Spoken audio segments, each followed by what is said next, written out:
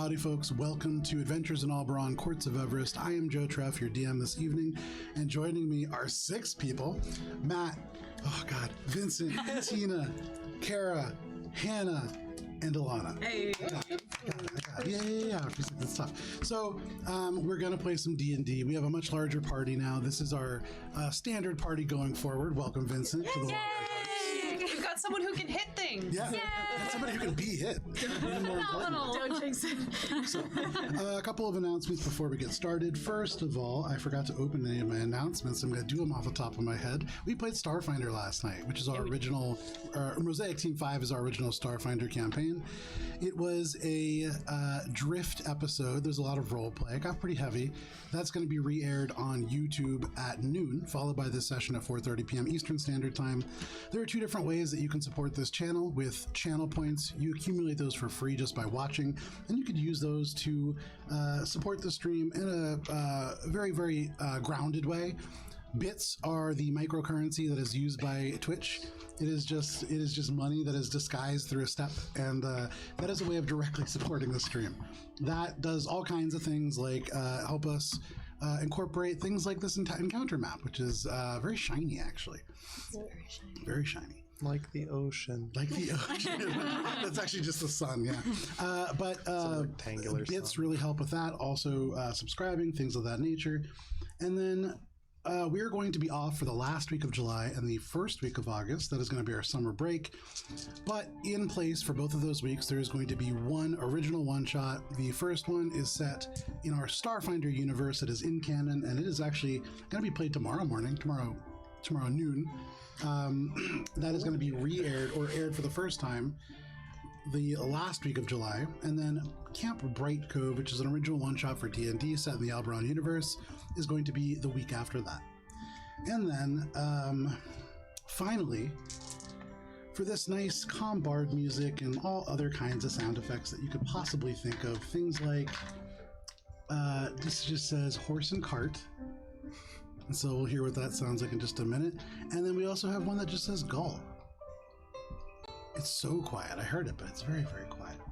Sirenscape has a lot of different sound effects. You need to... Oh, there they go. There they go. Gull. I heard gull, and I was just like, heard gull. Like the gull. But for all kinds of things, you could have wooden doors, you could have picking a lock, you could have all different kinds of sound effects. Sirenscape, digital tool set that you can use to add sound into your games. And with that, I can get us into our recap. One moment.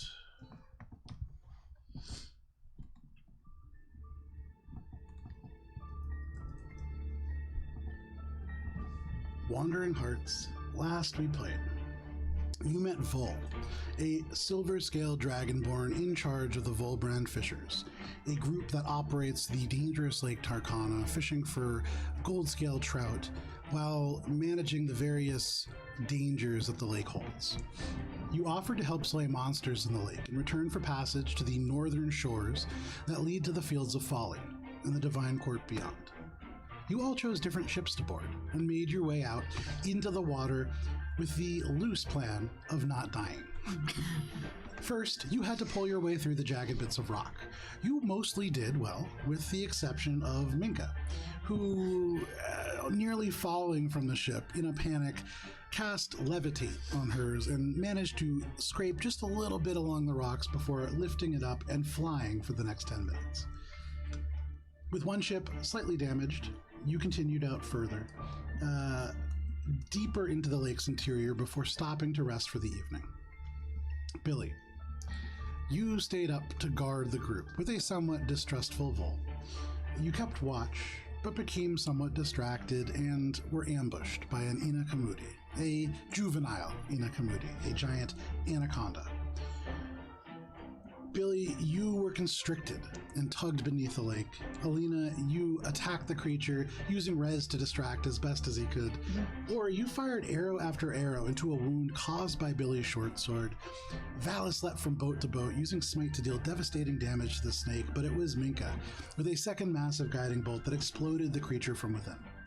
After finishing your rest, you continued north and made your way past a cyanobacteria patch that choked out life from the water around it, or are you stopping to get a small sample of the stuff, and made your way into Pearl Snap Bay. Here you caught sight of a glowing orb drifting just above the water, and Ori, you prepared some cyanobacteria orbs. And as the globe disappeared, you were able to track its movement to 500 feet behind you. And you pulled back an arrow, and that is where we're starting today. Rolling for initiative. Should I do initiative? I can't wait to find first out and where then Cheshire is going to the pop shot? up from. Again? I got nat 20 for initiative again. Oh. I don't want to be the top of the turnover. Let use your element. May I have your little name? All right, anybody natural 20? This Oh, look at that. I think it's starting us off. Anybody with a 25 to 20? 24. Billy with 24. All right, 20 to 15? 17. 17. What's your dex? 19. Okay. So Cheshire, 15 for Alina. 15 for Helena. Rez. What was Rez? I gotta go find his stats. Anybody 15 to 10? 11. 11 for Ori? Oh. Oh no, Valis. Valis, where are you? Are you joining us today? Fishing. 8. Okay. Rez got a 10, so. Okay. Starting off strong. So the way that this shakes out, Minka, you're starting us off with a natural 20, and that does give you the ability to act a little bit before everything else kind of kicks in. That's going to be followed by Billy, then Cheshire, and then the Big Fish, and then Alina, then Ori, then Rez, and then at the very, very end, once he's finished fishing, Valis. So, Minka. Yep. Give me one sec. Let me get a stand-in miniature. So they don't make giant Arowana. You And don't say. I don't have an orca whale, which is kind of like the next closest thing. And so, I like this option. There you go. for the face of this creature, yeah, I do like that a lot. A little chorky. This Troghemoth. And so, given like roughly where it is, it's about here in terms of its physical location. Okay, Because it's so 500 feet away. so shoot. Yeah. And so, Minka, at this moment, you see like Ori suddenly duck down and pull out an arrow, and as you follow his gaze, you can see suddenly this orb like lift up. What would you like to do?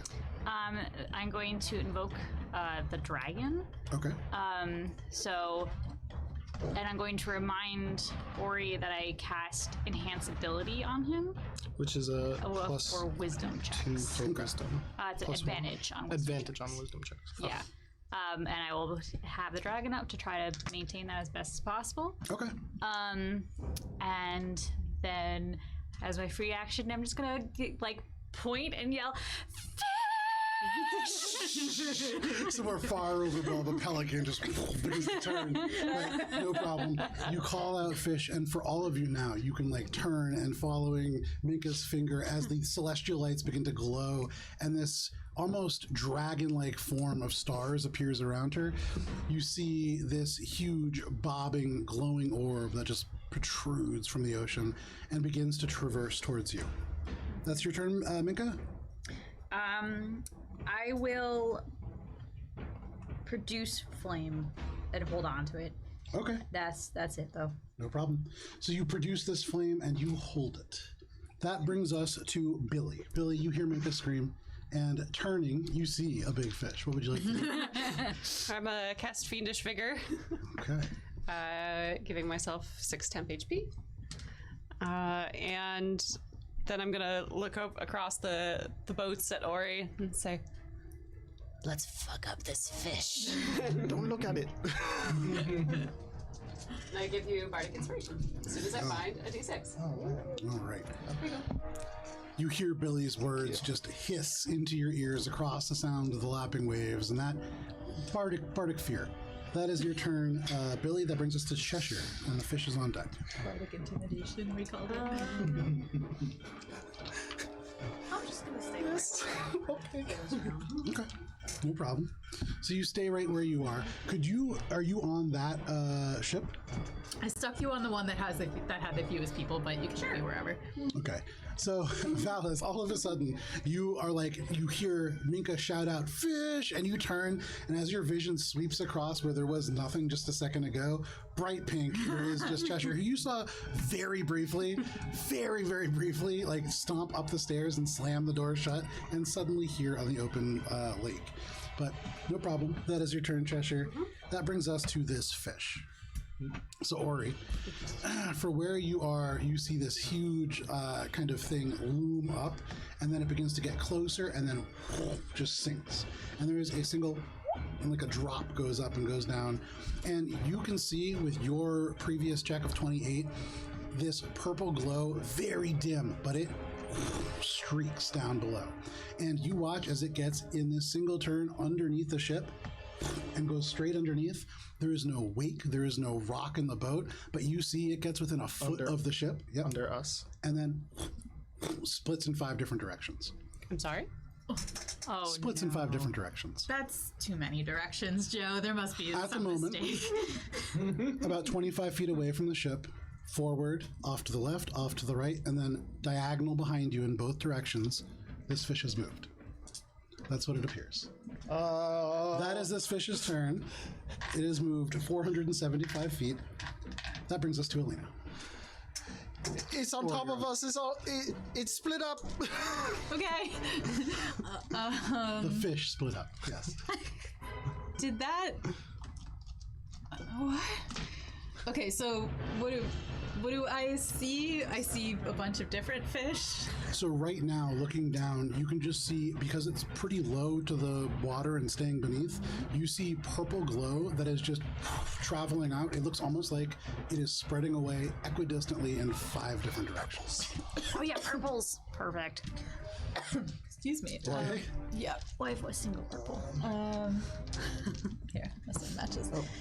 Okay, so I'm gonna pick one and send an Eldritch Blast at it and see what happens. Is this roughly the spread? Yeah.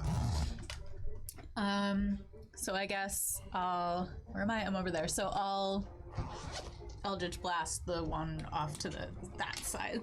Okay. Do the sails come off the boats? Yes. Yeah. Just to be able to. Oh, yeah. That makes sense, yeah. Okay, so go ahead and make your attack roll. I clicked without thinking, so it's 25 to hit. Very nice. So that hits. And you watch as your Eldritch Blast, that was? Yeah. Streaks forwards. It goes under the ground, under the water, and it splashes, and that light goes out. Okay, and then as a bonus action, I'm gonna say to Rez, pick one of those fish lights and attack. Okay. All right, you got it. And then you just hear the wings as it flaps away. But that is your turn, Alina. That brings us to Ori. Ori, that fish disappears underneath the ship and then spreads out. You watch as Alina fires down into the water, and that one just vanishes. Okay. I'm gonna.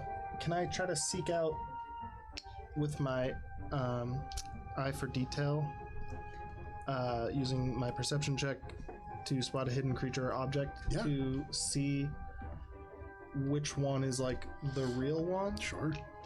Or like the head? Sure. Don't forget your bardic. You do a quick LinkedIn search. I don't trying have to to use figure it out right which one's in away, charge. right? No, choose just you can choose when to use it, but just in case.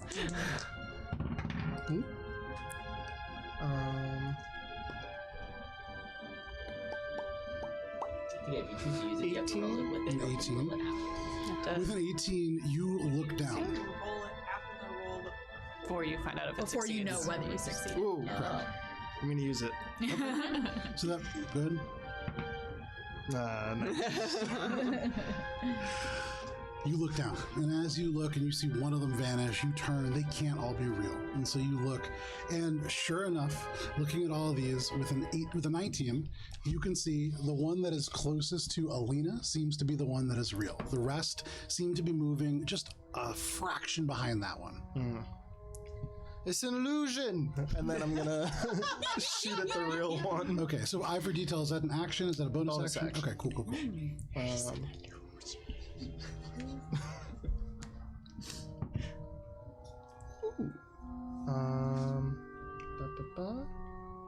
think it hits. It's 16 plus 8? 24? 16 plus 8? 24. 24 hits, yeah.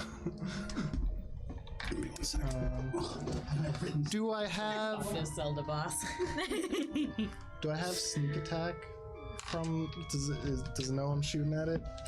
Is it far enough away? You are standing next to me. Do you have advantage on the attack? I don't think so unless I had advantage from my steady aim previously. You do not. And haven't moved on the raft. Okay. Oh, that's a good point. If you steady aim and someone else moves the raft. The raft is still moving, and so I think the idea behind steady aim, well, We had this whole thing with Phoebe on this ship. you definitely could do it. The only issue, I would say, yeah, you could do it, especially on a larger ship. True. Yeah, I think we decided that as long with as one of your the body was cyanobacteria not arrows moving. Okay. as well, Excellent. which I had knocked previously. Cool. And it was 8 piercing damage plus whatever the bacteria does. Yeah, sure, no problem. So you stretch back and you fire and you watch this arrow streaks through, it splashes into the water and you see it hits home, but it is a tiny arrow on a massive creature, and for whatever reason it seems as if that piercing damage doesn't quite do what you wish it did. Almost like it's armored with scales. And so only about half damage on that roll. Also, as it strikes, you do see this of these different strings coming out from the cyanobacteria. This creature just shrugs it off, and it seems as if it passes with a natural 20. It's saving throw. Okay, but it could do something. No problem. Anything else, Ori? Nope, that's it for me. All right, that brings us to Rez. Pointed it out. The real one. All right. So Rez is gonna do what he's been bidden. But Rez would have heard Ori be like, "It's an illusion." Yeah. So he's And gonna I just shot in that direction. He's gonna pick that one, and let's see. He's got 40 feet, so he can't make it there. But 10, 15, 10. So he can get to about. Someone help me. Someone math for me. 1, 2, 3, 4, 5, 6, 7, 8, 9, 10, 11, 12, 13, 14, 15, 16. He's got to. He'll use his whole movement to get over here. And Can somebody help Hannah? Thank you. I would help him just too far away. He's presumably still invisible because he always stays invisible unless. as far as you can tell. So he's just gonna hang out there until he gets his opportunity. So he waits up there. You hear the leathery wings carry him fast. That Sorry, is like, Rez's like, turn. loading. Phallus. Alright. You look away. Oh, there's battle happening. You start pulling up your reel. Yeah, no problem. Alright, so first I will cast Speak with Animals. Okay, of course. Upgrading my shield and my sword. All it hears is. I will say, Widowmaker Arowana, that is what we call you. Why do you disturb these waters? Okay. Now for that, is there a minimum intelligence score? I think it's as long as it can. No, I think it's 4. It just says the knowledge and awareness of many beasts is limited by their intelligence. It's not in the spell, so it's probably whatever. Because you're not speaking a language the I person. think it's intelligence 3 or above. Is what it needs to have. Give me 1 second. You might be able to persuade a beast to perform a small favor for you. Oh, no, you can still GM's talk. discretion. Yeah, no problem. So, yeah, you cast this spell and you yell out, Widowmaker Arowana, that's what we call you. Make a persuasion check at disadvantage. Yeah, I did just shoot it. What does a natural 1 get? Not agreed. You yell out into the waves, but the silence is all that replies to you. Anything else, Valis? Oh, then I'm gonna turn to Texture and say, wait, have you been here the whole time? And I have my turn. That is your turn. That brings us to the top of the round, Minka. Minka, everybody turns to your alert, and then as they do, that fish disappears and reappears in like 5 other places. There is arrows that are fired and eldritch blast, but all of a sudden, there seems to be consensus that the one closest to where Rez currently is the target. But you can't see Rez. No, I can't. Yeah. So the one that Don't hit was him. pointed out is what, about 35 feet from me? Seems to be something like that. She's Roughly. So I don't think I could throw that far. Hold on. Oh, sorry. This is going to actually hang out. This is actually going to... Oh no. Sorry, layer actions. Sort of. The ships are moving. Oh, Larctions. right. That's Larctions. what happens when you have a layer action when you're LARPing.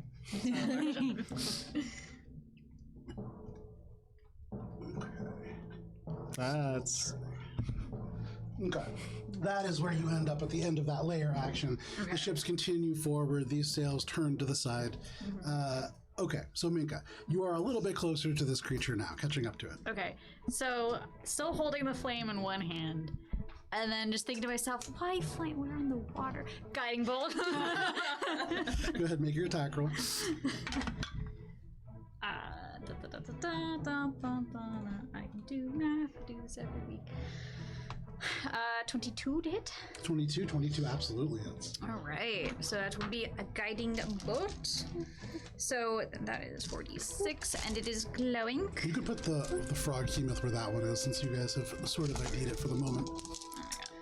But the glowing ring fits so nicely over the D12. It fits No, on but that this guy's guy's eyes. got little eyes. He's got a little ring hook.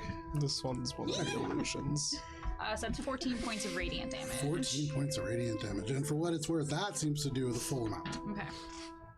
So it's now glowing more than it was before. And so as you hit it, the orb is no longer the only thing that's glowing on it. And as it is like in the water, you can't see the orb directly, just the glow of purple. But now all of a sudden it's like starlight, just expands around it, and it is easy to see. None of the other ones, still kind of glowing purple, they don't do that bright glow, and so now easy to see which one is real. All right, sweet.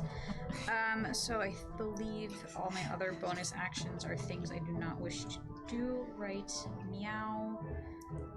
Meow. Correct. All right, and I will end my turn. Okay, Billy, what would you like to do? Cheshire, you're on deck. I'm gonna hex it. Okay. It's a hexed. And Hex or it's regular old hex. From across all the ships, you point, and like past you, Alina, past you, Ori, past you, Minka, there is this darkness that just crawls across the space and congeals around this creature. Like an oil spill. And this is for Billy because she's concentrating. Oh, he can slap one of those on me too. And for Minka because she's also concentrating. And then Billy is going to like quirk an eyebrow and point and just be like, "We see you," and hit it with an agonizing blast, which is Eldritch Blast, but more steps. turn her mini so that I'm looking the right way. I see you. Remember to roll it at advantage. That's a natural 20 for the Oh, first one. 360 no scope. He probably noticed too. Use these because they're rolling real well for me. No, but we probably don't want everyone to be looking directly at it. We'll stare intently at the thing. So the first one does 6 plus charisma modifier, 9 points of force damage, Very nice. and 4 points of necrotic damage. And roll for the next blast. Nope. That's gonna be a 13. That does not hit, unfortunately. Shocker. So the first one streaks through, it does hit, and you can see that bright light suddenly goes dim. Anything else, Billy? Disadvantage on strength checks. Okay. Can you pull glowing off the creature? That is your turn, Billy? Do I get advantage with that hit? Yeah. I didn't roll with Oh, advantage. roll with advantage. That's what the glowing thing is for. You printed it. What is it? It's a 23. Nice. It's a roll damage. Yeah, great. Nice. That's 8 points of force damage Very and 3 points of necrotic damage. So absolutely the guiding bolt helps, and as that does, and you see the first bolt miss, you could fire another one, and that one streaks home and hits. So anything else, Billy? Now I am done. Okay. That brings us to Cheshire. Ew, scary fish, scary fish, scary fish. Unsettling words. Not that scary. Subtract 4 from the wisdom saving throw as the dissonant whispers follows. Ooh. Very nice. Okay. Cheshire's got Wisdom, good strength. This creature's starting to get things like sapped away from it, but no problem. Anything else, Cheshire? Yeah, you need to make a wisdom saving throw and subtract 4. Oh, For the dissonant. I thought I said to subtract 4. That is going to be like a -6. It's not super wise, this creature. So no problem. It seems to suddenly just kind of shift and thrash underwater. That is max damage at 18 points of psychic damage. Nice. Psychic damage. Dang. And you must use your reaction, if available, to move as far as its speed allows away from me. It has no speed left because it took that charge movement, so very, very nice for that. Anything else? Yeah. Okay. That's it. That is Cheshire. That brings us to the fish. Does it have to avoid you now? It has to use its reaction, if available, to move as far as its speed allows away from me. But it's not like permanent. Okay, cool. So it is going to Use its reaction no. to move away. It's out of movement, I think, was his point. Right. So yeah, it has a feature that allows it to basically just juice all of its phases to get additional Like movement. a full action to move. Sort of, yeah, like a star. It's definitely a Starfinder inspired feature. So this creature from here is going to turn and it just slowly rises out of the water. Oh. Stops moving. You see first the globe, which is currently off. You see these two dark black eyes loom out. You see these huge hooked teeth emerge. And this whole mouth, it could swallow Cheshire and Valis. You guys are the closest to it. It could swallow one of you whole. And Valis, this creature is staring directly at you. And it seems to consider you for a minute before the light raises up and it just flares back to life. And it is going to go ahead and make attacks against Valis, against Cheshire, and against Minka. And that's cocked. What kind of attack are these?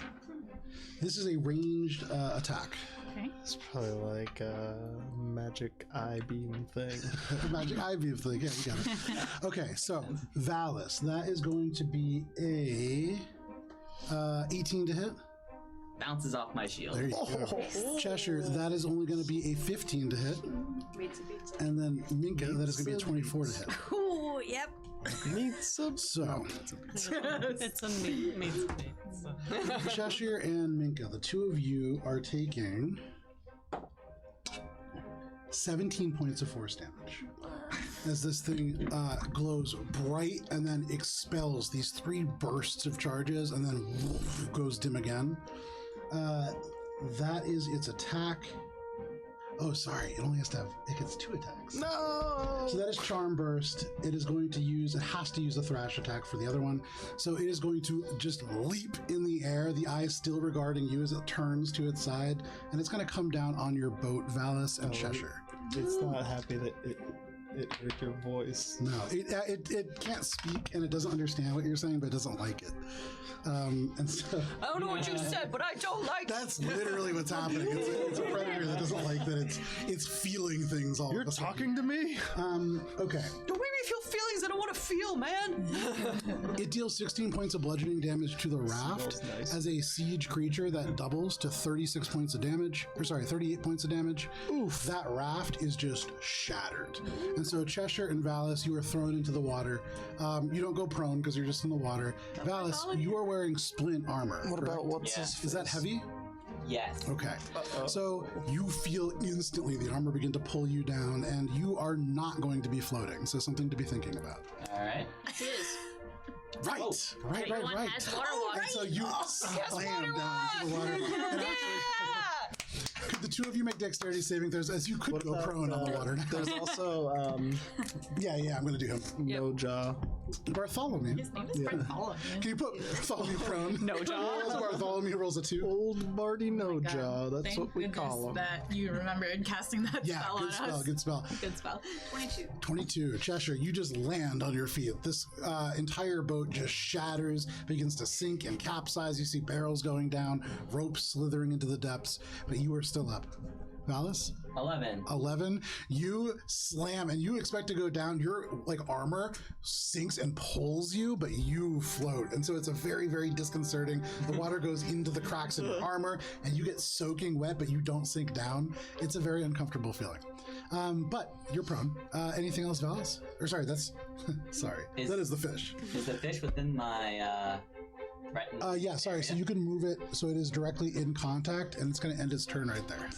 It is. Okay. That is the creature's turn. That brings us to Alina, followed by Ori. Did he leave Rez's Yes, face? absolutely. Can Rez get a little attack of opportunity? Yes, you can. Does he have bite attacks or claw attacks? He How do- has. How does yours work? He has bite. Right? Oh, okay. Oh wait, no, he has a sting. Yeah. Yes, if he was in beast form, which he doesn't appear to know that he can do, he would have a bite. Oh no, that's a natural 1. Ooh, okay. Ow, I stung So myself. from your perspective, Alina, you can kind of see the outline of where Rez is. He's your familiar. And so you watch as he forwards. And as that creature is rising up, Rez is directly in front of it. And he just goes, I think it can see me. And then it just leaps over and Rez ducks as far as he can. There's a little splash as he goes under the water. And in your mind, you just hear, oh, I missed him. But this creature slams to the boat and it shatters everywhere. That is Rez's reaction. That's the fish's turn. Alina, what would you like to do? All right. Or you're on deck. So I'm gonna hop on board the hex train. There you go. That's a good train. Can I have You get a hex. You get a maybe hex. another hex? Choo, fuck you. So he's hexed now, and then we're gonna go ahead and do a little Eldritch Blast situation. That's a natural 1 for the first one. Very nice. So you fire the Eldritch Blast off, and right as Rez pops from the water, he's just oh, I think I missed that. You and just how much health does he have? He's a lot hardier than Pedal. Make a dexterity saving throw for he's Rez. got 10 4 hit HP. points. Make a dexterity saving throw for Rez. Yeah, I'll do it. 17. 17. He comes up and he sees this Eldritch Blast just for him, and he just splashes back down again underneath the water. Sorry. But what are your other attacks? Second Eldritch Blast, so it's gonna be a 19. 19 hits. Alright, so that's gonna be 14 points of force damage plus 3 points of bludgeoning. 14 plus 3 of bludgeoning. Okay. Anything else, Alina? I don't get a bonus action because I used it on a hex, so. Hex damage? Oh, right. Hex damage. Warlocks. Warlocks. 5 more. 5 more hex damage. Very nice. So this damage, as this creature smashes through the boat, you fire into the water before it collapses back on top of it, and you see 2 of those streaks hit home. One of them almost hits Rez. But anything else, Alina? Yeah, and he has disadvantage on. Which one did you do? I did strength. There's sub 4 from wisdom. Is that just eternal? No, it is not. It's only for the next track. Okay. Wisdom. Okay. Feeling real not wise as this creature, but no problem. That is your turn, Alina. Ori, what would you like to do? Rez is on deck. I would like to use my insightful fighting as a bonus action to use my sneak attack, even if I don't have advantage. It's contested by its deception. Okay.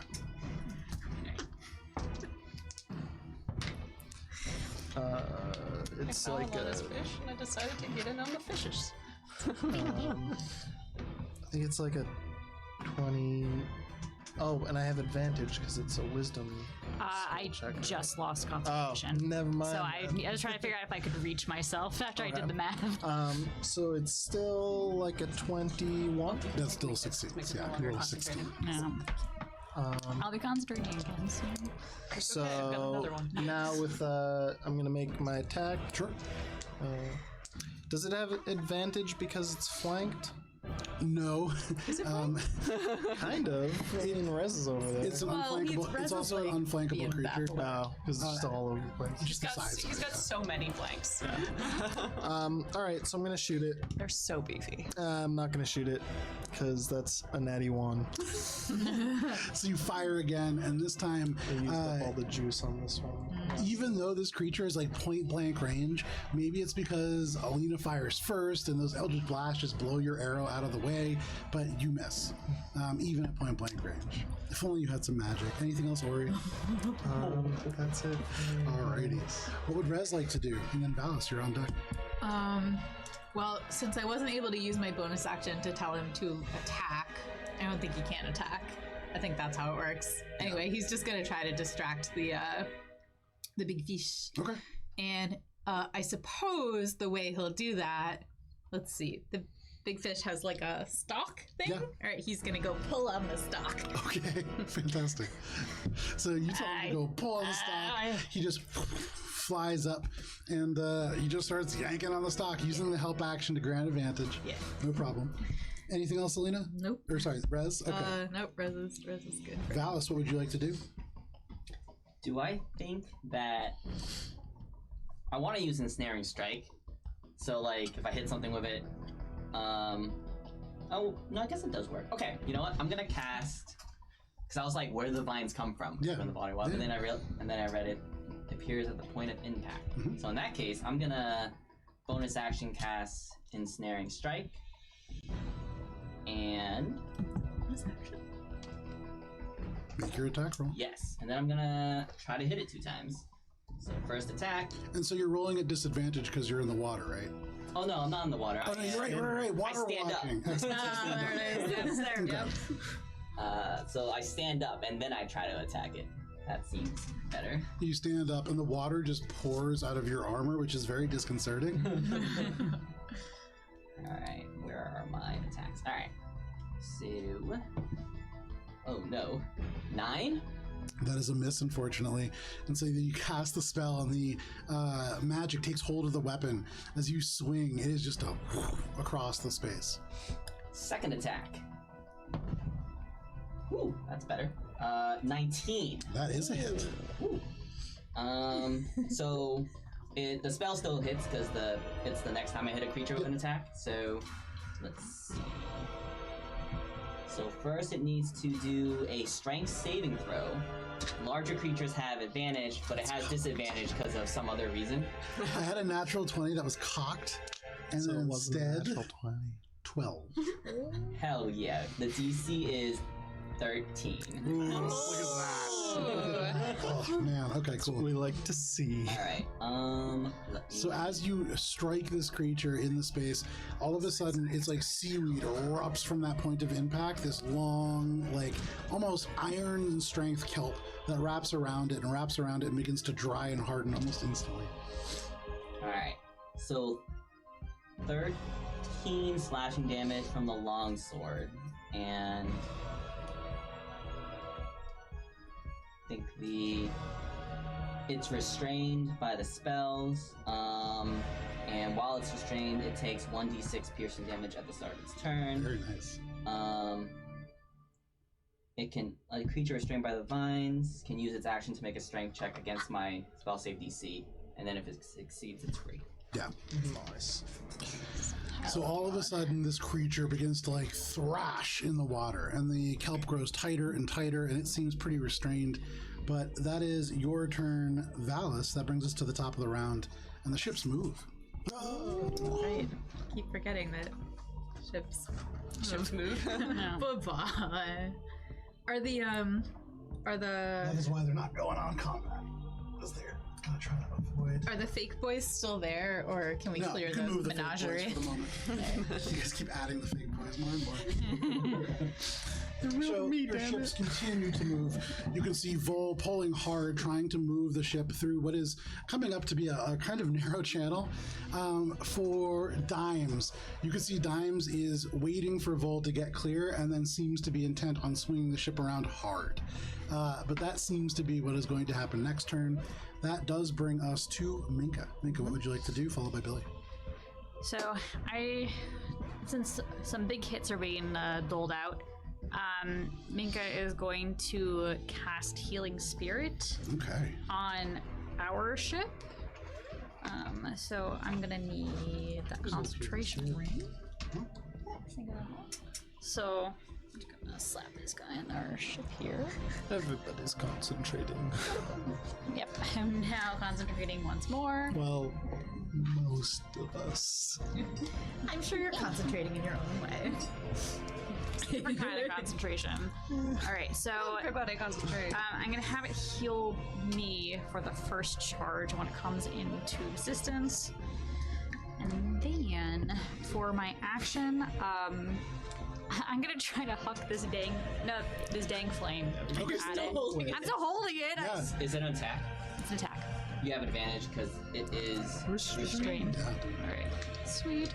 So as the ship crashes through the waves, you reach out and it's like the foam freezes and then just takes on the shape of this entity that like splashes across you and you feel it heal. All right. So that is. Let me just make sure it is that indeed when I throw it, and not the other number. It is okay. So that is 24 to hit. 24 absolutely hits. All right. You So throw this dang flame. it's 2d8 fire damage. So I will do that. So that is a total of 8 fire damage. And then that is my action, bonus action. So I will just roll for my healing, and that will be it. Okay, so this fire streaks across. It hits this creature who's already restrained. You can see elements of the kelp begin to burn away, but already getting replaced. That is your turn, Minka. That brings us to Billy. Cheshire, you're on deck. Billy. Yeah, I'm just gonna go with what works, which is don't get close to the big fish. So that's 24 for the 24 first hits. Eldritch Blast. And a funnel 13. A 13 misses, unfortunately. Shocker. Did you have advantage? Sorry, did you roll with advantage? Is this an attack? Yeah. Yeah. Okay, it's restrained, so you should have advantage. Don't take this personally.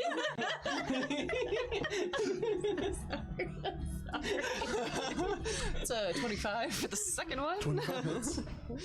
This is just more of like a, oh. So that's, so that's 12 plus 6, 18 points of force damage. And 6 points of necrotic damage. Very nice. You fire an Eldritch Blast across, and after you and Alina both hit it, and Ori, I mean, technically hits it, and then Minka hits it, this creature is already starting to look a little rough. I mean, it's restrained. As it thrashes, the kelp is like cutting lines into it. It's like a fish stuck in fishing line, and so it's unable to really get free right now, and it's starting to look kind of beat up. But that is Billy. Anything else, Billy? Billy is going to kind of just like evilly smile at Alina and just be like, just like in the sewers. And that's bardic inspiration. There you go. Yes. That is your inspiration. That brings us to Cheshire. Alina knows what we did in the sewers. Inspiration of Alice. Okay. Eat, my friend.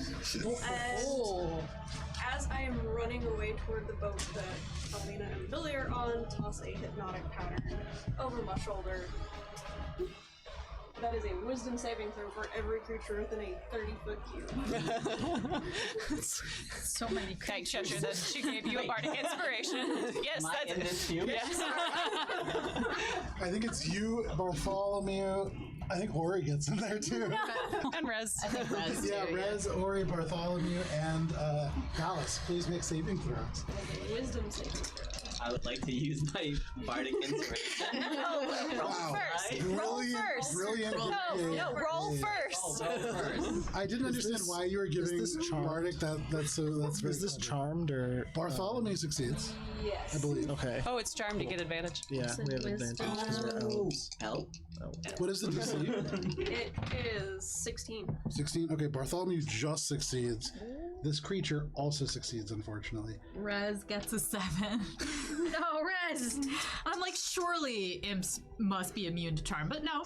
They're Dodges out of the way of your Eldritch Blast, and then you could just hear from like underneath in your mind, "Hey, watch it!" And then I gotta use that. and then you just can hear, "Oh, Alina, this is pretty nice."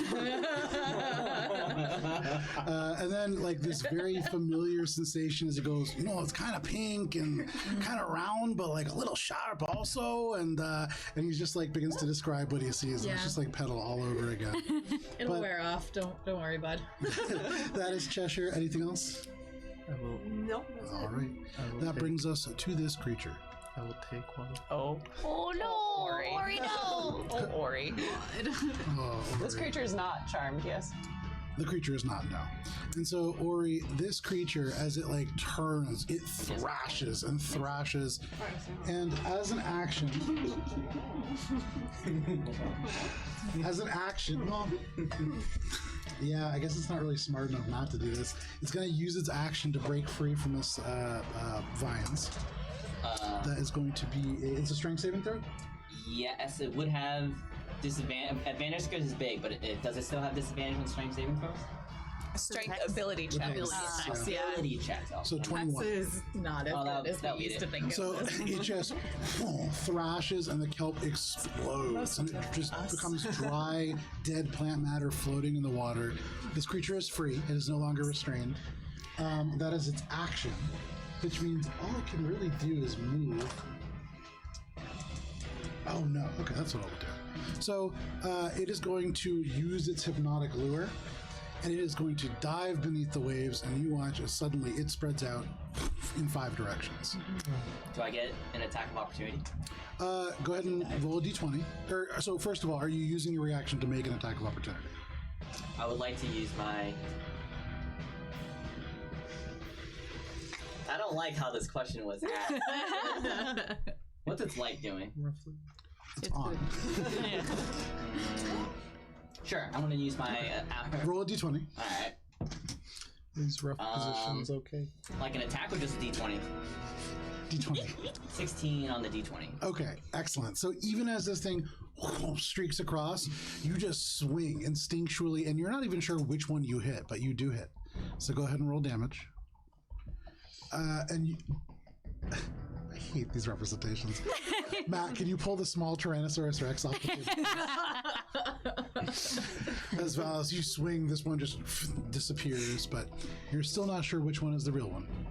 Oh, so I hit it. You do. I Like did as not- it's streaking away, you hit it. You're not sure which of these it was, but you just like hit it right as it begins to split up. I see. Yeah.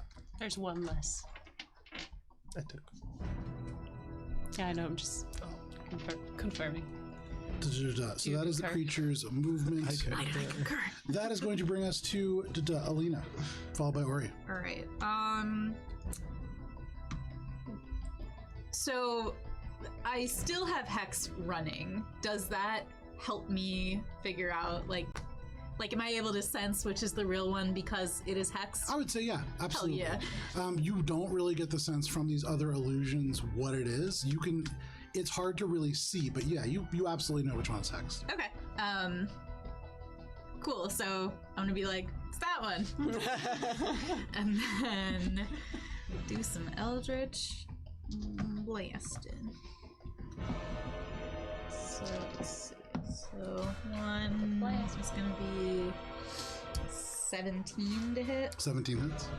and then the other one 12.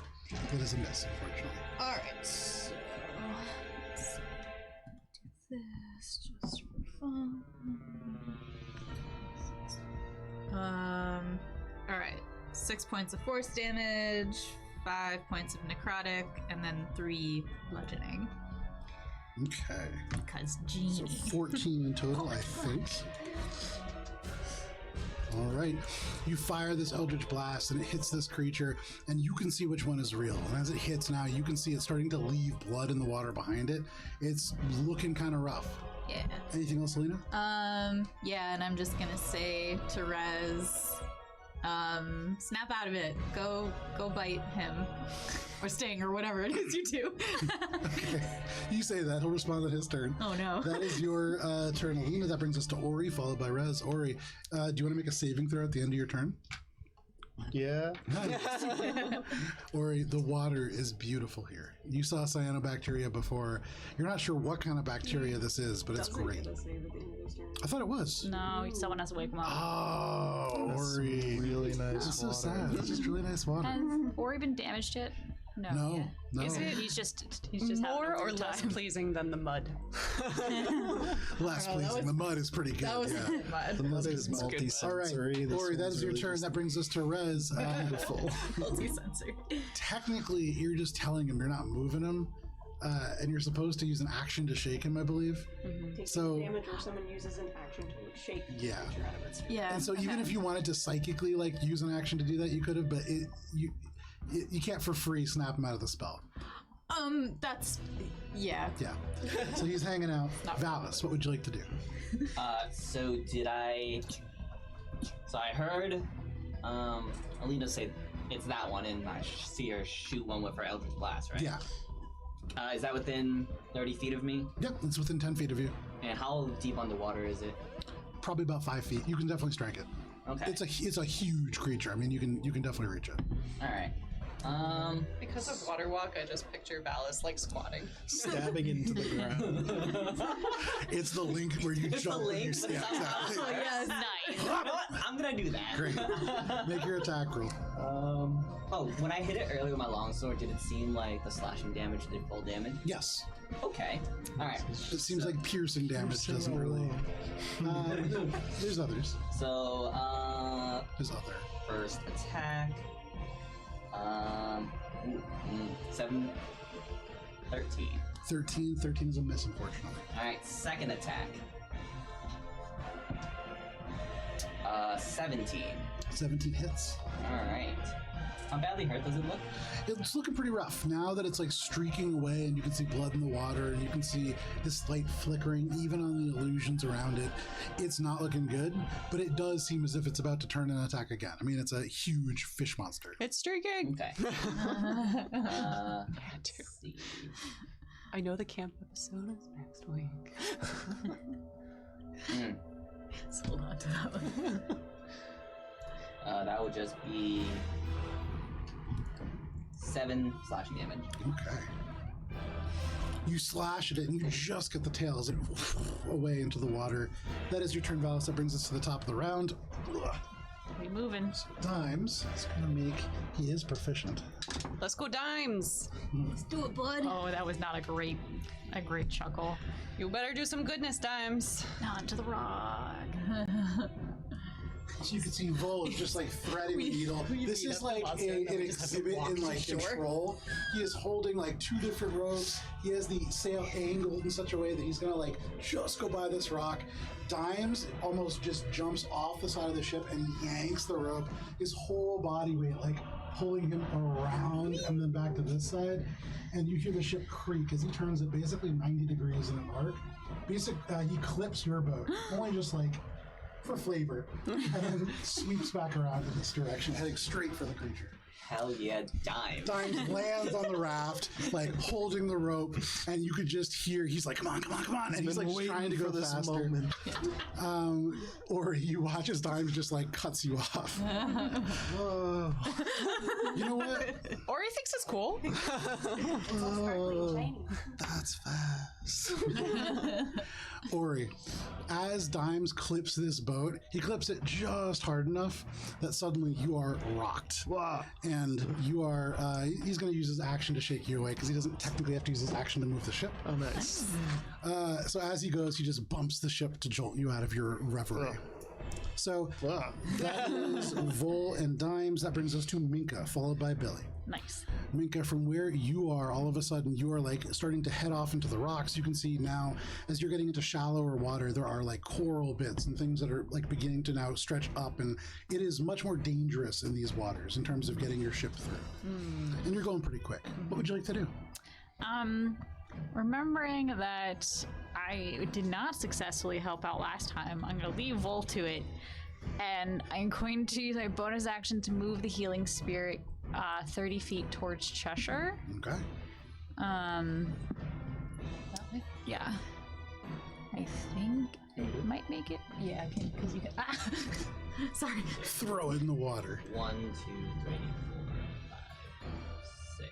So that's like I guess There's. right here. Okay, that's fine. And let it sit there. So you just, something just gets close to it. It's about to get to Cheshire, and then Dimes cuts across the water, and it has to like splash across and like reconstitute. This dryad turns, and like through the vague water, you can't tell if it's lifting up a finger or not, but it seems like it. But no problem. Anything else, Minka? Seeing that Ori's awake again, I'm going to turn and do another guiding bolt at the big. Do I know which one it is? Yes. You've seen us like Yeah, you've seen people attacking it, and so though you do see these illusions streaking off in other directions, Yeah. you have a good idea which one it is. All right, guiding bolt. Guide thy bolt. Tina's so ready. 15. 15 is a miss. It will be a 16 because I get a +1 from the singing above. So. Pizza, pizza. Pizza, pizza. Yay! The moon scythe, as you like fire the guiding bolt, the moon scythe seems to almost like ring and become this very much like a tuning fork. It vibrates in your hands, and you feel this added power just carry it over. Yay! Okay, so that's 44. That is 17 points of radiant damage. Nice. And it is glowing once more. So all of a sudden, like, Onto the bridge. you see Dimes clip your boat, and you rock a little bit, and Ori turns and goes, "Hey, there's a fish right there." And you throw this guiding bolt. It streaks by Ori, it hits this creature, and it just erupts into bright light. It's looking pretty hurt, and you can see elements of the scales are like falling away, and there are places where there are like bits of charred flesh and different elements that are falling away. It's in bad shape. But anything else, Minka? I'm gonna bonus action brace myself for hitting the rocks. Okay. No problem. You kind of crouch your knees. That is your turn, Minka. Billy, what would you like to do? Chester, you're on deck. Make your attack rolls. That's a 16. 16 hits. Nice. And 25. 25 hits also. Shocking. As Dimes yanks the ship around, you have to hold on for dear life. Suddenly, this creature is right in front of you, and it couldn't be any more perfect, and then woof, it's glowing right in front of you. 6, 23 points of force damage. Billy, tell us how it happened. I think Billy sees like Minka throw off a glowing guiding bolt and it's like, huh, that looks familiar, and casts, but like sees the full outline and sends off like a really dense roiling cloud of black smoke that hits the water and kind of congeals into just this like really goopy oil slick, which then just like sharpens into little spikes and just stamps. Fantastic. So Billy reaches out, and suddenly that hex that you had seen before seems to almost repeat itself, and it hits the water and crawls across like sentient oil. And as it streaks over and it becomes like a slick across this creature, it seems to almost dive up, intent on getting below. And that's when this becomes just very much like Venom symbiote spikes that just erupt out and sever this creature through multiple different times. And all of you are out of initiative. Nice. Where's Bartholomew? Bartholomew, Bartholomew is just up on the water now. So he's swimming just fine. He has water walk, yeah. He's just like Everybody and the pelican have water walk. So they're in good shape. once we're done, Billy's gonna like run across the water to go get one of its teeth. Hang on 1 second here. The healing spirit is going to try to heal Cheshire. Probably to the closest boat. Okay. This is splash, splash, splash, splash, right on the water. I'm gonna try to cut off its like antenna and see if I can like keep the orb. Make a survival check, and I would say. So first of all, you're running over to get this, and you are going to go and try to get the orb, and you're realizing this large mass is going to sink, probably. Running. So are you just going to try to snag something really quick, or are you going to do anything to try to like keep the body afloat to work on it in a more meaningful way? I can't do anything to keep it afloat. Each of you make a survival check. Is the How much does charm the fish effect weigh? going away, A lot. Tina? Or Hard to tell. There's a couple different things. I mean, Just you could checking. make a nature check instead of a bloody. survival check, and you would lose a little bit of time in terms of harvesting stuff. No, I'll just make that survival check. Oh, it's not good. I healed for 11, Tina. Cheshire. For the 7. Well, with the 7, you rush over and you see like the face, these dark eyes, and it just kind of like the teeth, the heaviest part of it, just like turn the whole face upside down, and it begins to sink, and it's like too low already. You like thrust your arm through, and your arm just bounces off the water. Cancel the spell! You try to get down, and you're like slamming on the water, and you with water walk, you can't reach beneath. Having a full tantrum on the water, like, no! What was your roll, Valis? The survival check is 3. But quick question. Yes. How does water walk work again if I find myself in the water? So, if you do submerge, you get pushed back up, and it will last for approximately 18 more minutes. Oh no, yeah, probably around 18 more minutes at this point. Okay. And I can't just disable it. So how fast does it fall through the water? I mean, it's sinking pretty quickly. Billy's going to burn a spell slot and just cast Unseen Servant. Go get a tooth! I'm gonna also do something weird. Okay. What's yours? Because I just based on the way that that's written, I'm going to tell you right now, unfortunately. You see like so first of all, are you doing it as a ritual? No, you're using a spell No, I'm slot. burning Cool. a spell So slot. in the water, there's a little ripple of water as the unseen servant appears, and then there is like a little splash as it submerges itself, and you just kind of feel it hang out down there.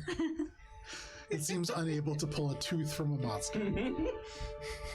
Plus I want to the water use Face Step and just appear right next to the orb and then just try to grab it and like with And my hold strength and just hold on. See what happens. I like that. That's delightful.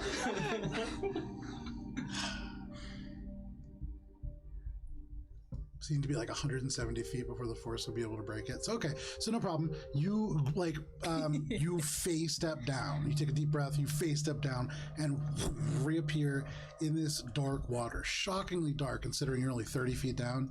And you grab onto this orb. You see it just like bobbing in the water, and you snag onto it. And all of a sudden, your form shoots up. Make a strength saving throw. This is to hold on to it. We won our trophies. Oh. No. 6.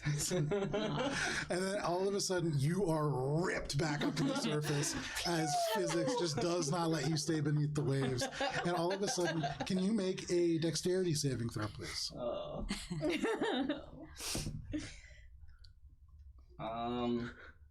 Is the backup 17. Why character- couldn't that be my orb grab? 17.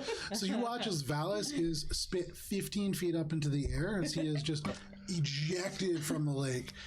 You see just like the splint armor, the shield, like flopping arms, and then you, like seeing this, you see it go down, you catch yourself. It is not a graceful landing, but you don't get hurt. The water just soft enough to cushion your blow.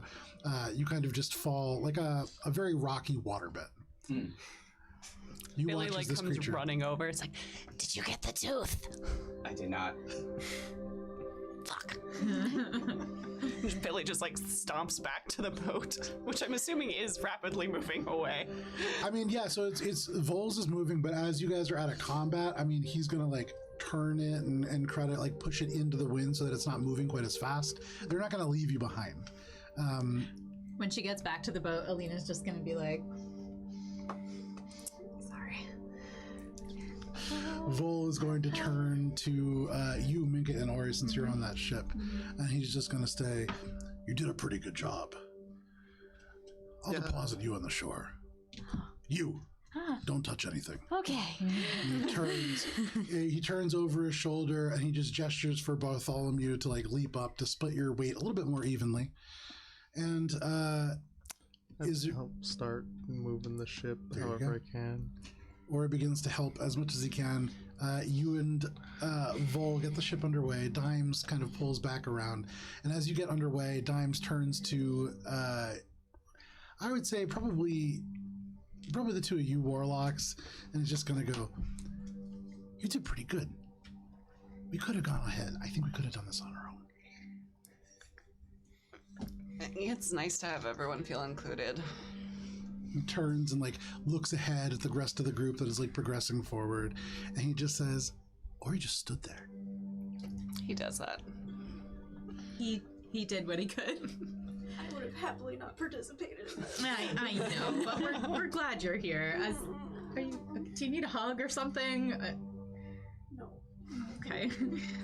You can see Dimes just looks at Cheshire but doesn't say anything. Like, just seems to unclear as to why he's not asking where this person just came from. But seems to be accepting it in stride. You make your way a little bit further into Prosnap Bay. Is there anything else that you want to do actually with the rapidly sinking remains of this creature? No. Okay. So you begin to progress onwards. Give me one moment. My tooth. It's gonna make a knife. Oh, that would have been really cool. Right? It's gonna be go hang out with a certain flute. Let me just do one thing real quick. My Elgato is frozen. No. Not the gato. The gato. Not the gato. Not the Gato.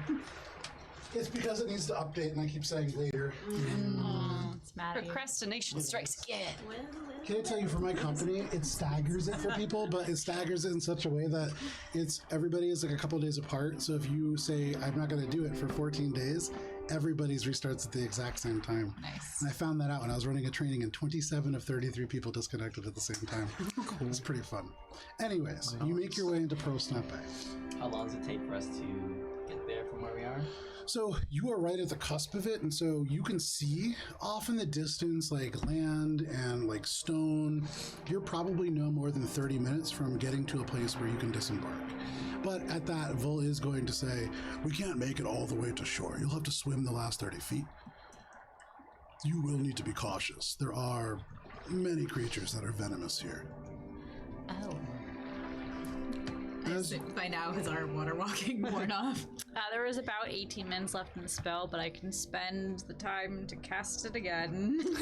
Right when you get to the point that you need to, you'll be able to finish that ritual. Yeah. Handy timing. Okay. All down the bottom of this place, as you get closer and it gets shallower, Minka had seen it before, but the rest of you now can see clusters of coral and rock. It's not overly sedimented here. It's a very stony kind of shore. There are silvery skeletons of old coral exposed to the air that sticks out, maybe stuff that had grown when the lake was deeper, no longer alive. And on these, you can see, not the one that you've spoken to, but various pelicans. You can see other kind of water birds. There's a kingfisher, there's a seagull, a lot of broken shells just clustered on the rocks all around them. There are a few sort of oyster-looking shells, a few what look like freshwater clam shells, and here and there you do see glints of what might be pearls or other kind of metallic or pearlescent elements of these shells. Yeah. Oh, when you're done. Yeah, I mean, there's probably about 20 minutes till you get to the beach, so is there anything that you all want to do before you get to the point where you have to wade ashore? I'm going to spend some time complimenting Rez on what a good job he did. Okay. Give him a little telepathic high fives and be like, wow, that part where you like pulled on its thing was really good. Like just trying to boost him up, you know? Rez seems a little sulky, Yeah. and after a little bit, he goes, "You know what? I just kind of froze, okay? I understand I didn't do what I was supposed to do. No, it's okay. I'll It do better happens. next time. I pulled an Ori, okay? You could just say it. Listen, I'm not proud." I'm still happy to be your teammate, okay? Is this in your head? Yeah. It's all telepathic. Cheshire, you feel a little happier though. So, anything else you want to do before making your way to the point where you'll have to start waiting? After probably like 10 minutes, I'm gonna start using minor illusion to recreate a tiny little version of that giant fish on Ori's shoulder. Just dangling his little light. Corner of his eye. Or every now and then, just this little pale purple glow in the corner of your eye. Sometimes it has the seal's face, but not always. So, no problem. Yeah, go ahead and make a fishing check.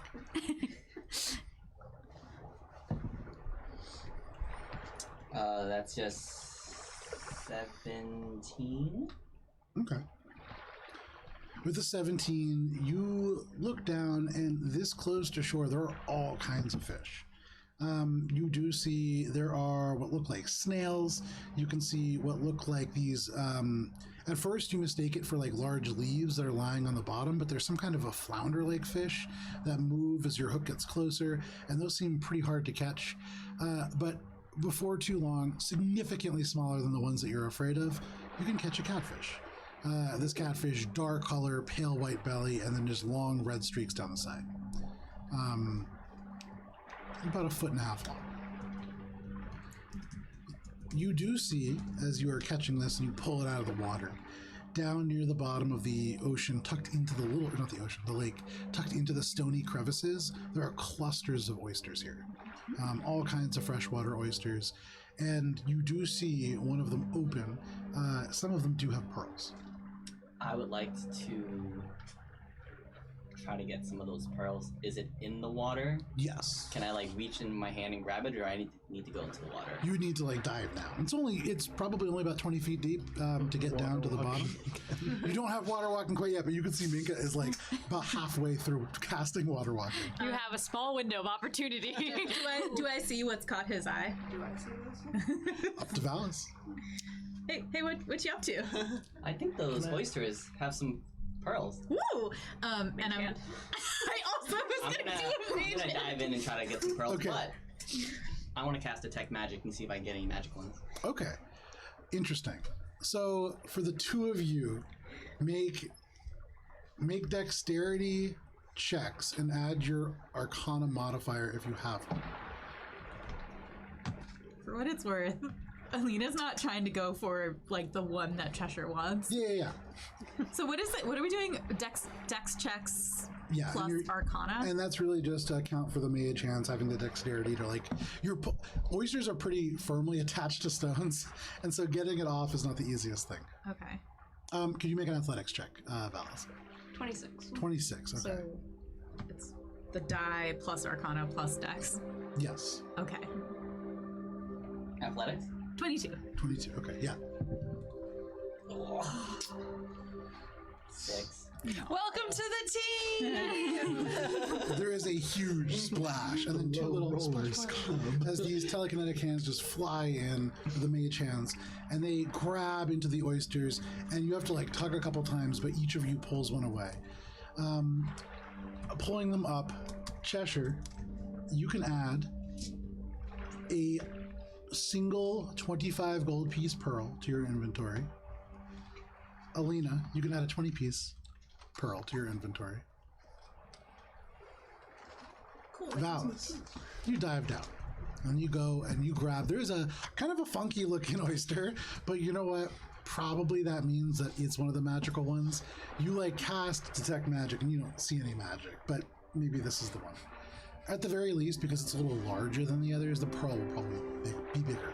So you dive down, you grab this. You splash back up to the top, and it is kind of a struggle. Again, you're wearing heavy armor, and so like really. Oh, I would just face step back onto the boat. Okay, yeah. So you face step back into the boat.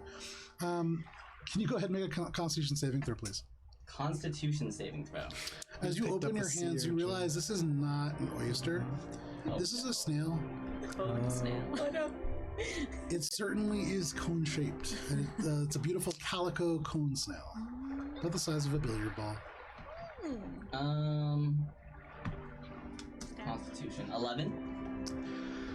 And all of a sudden, there is a sharp, almost like a spear pricking you in the hand. You have to like let go. This snail right into the water again. So good. And you take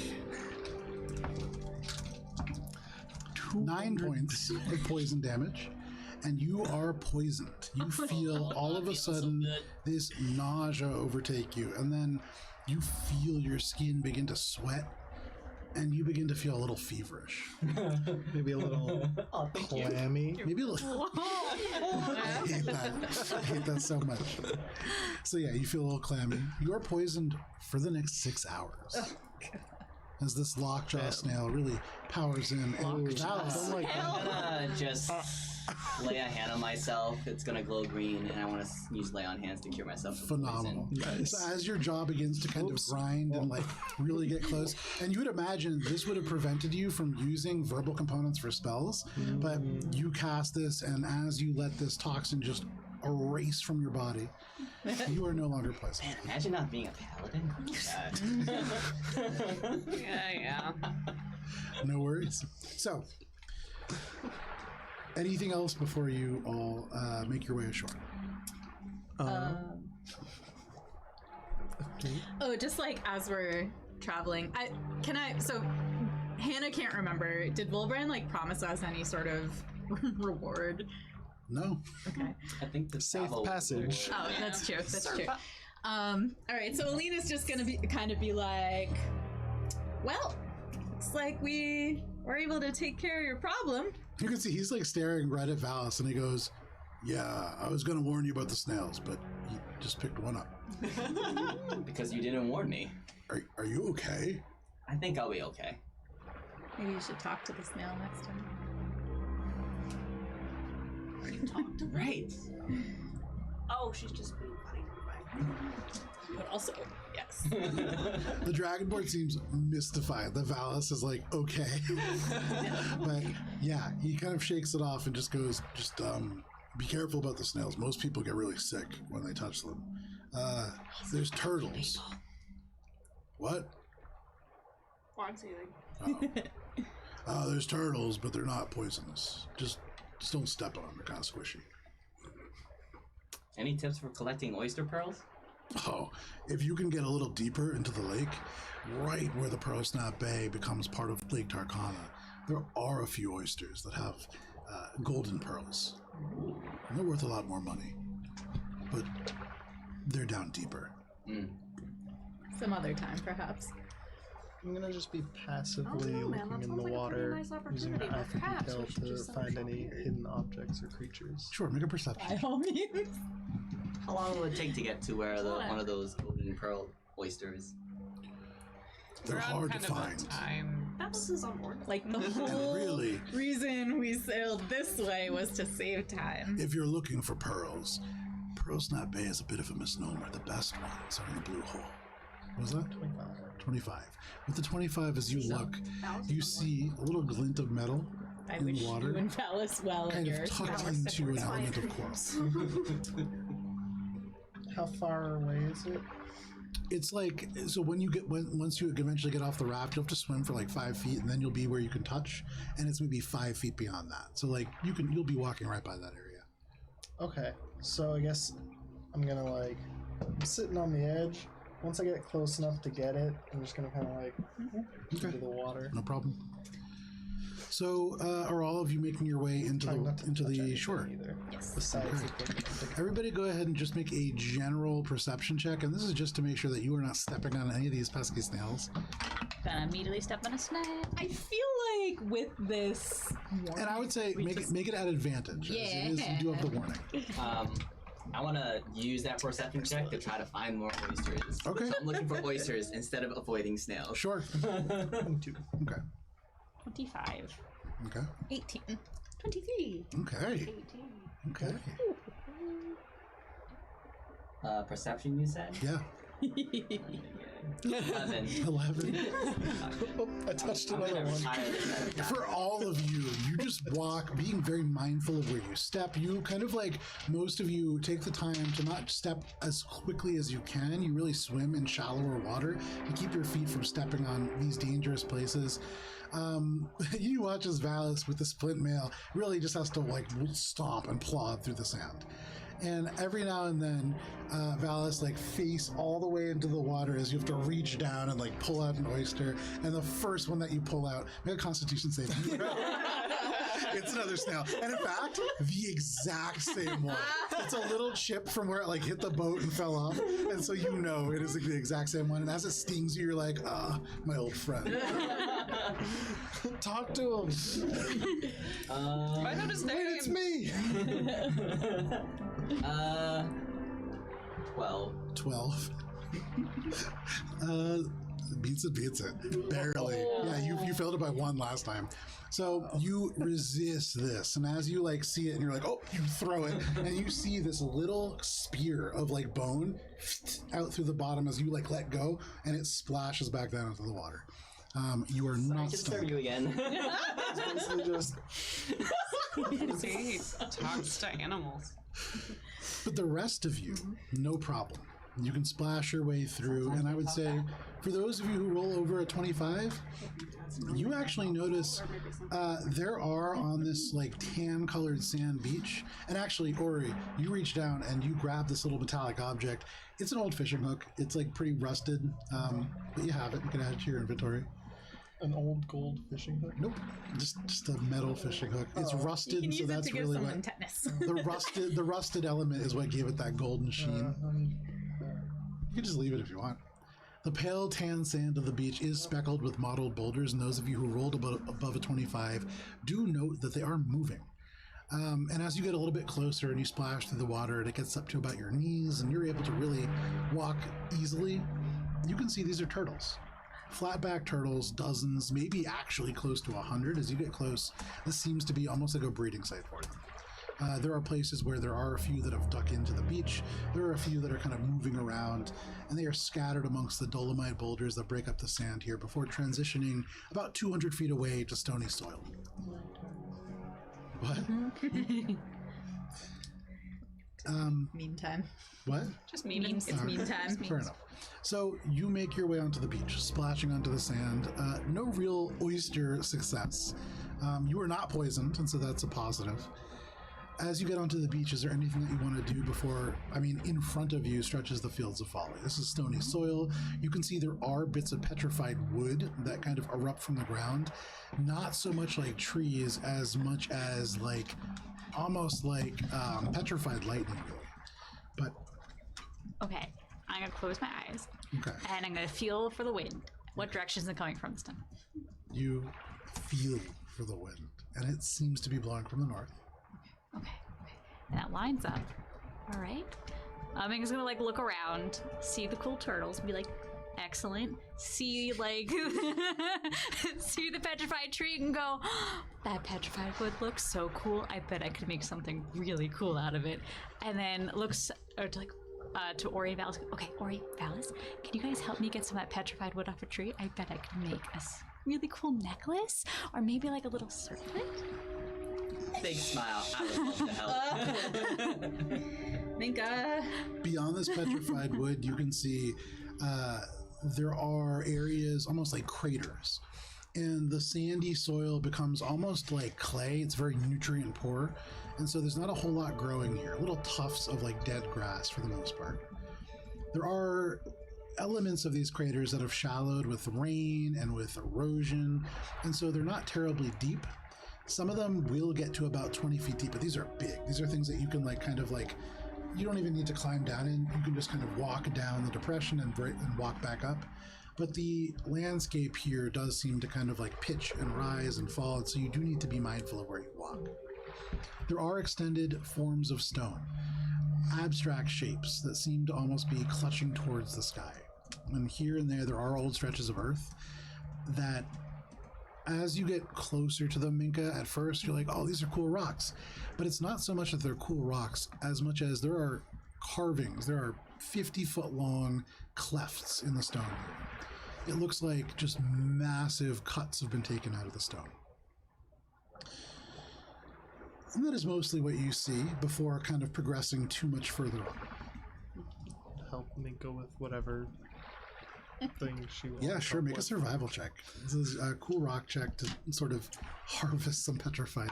Cool rock check. Natural 20 for a total You don't of even need 27. Minka, you're so excited. You're like, I need help. And you're already like 20 feet away. And so you guys are like, help?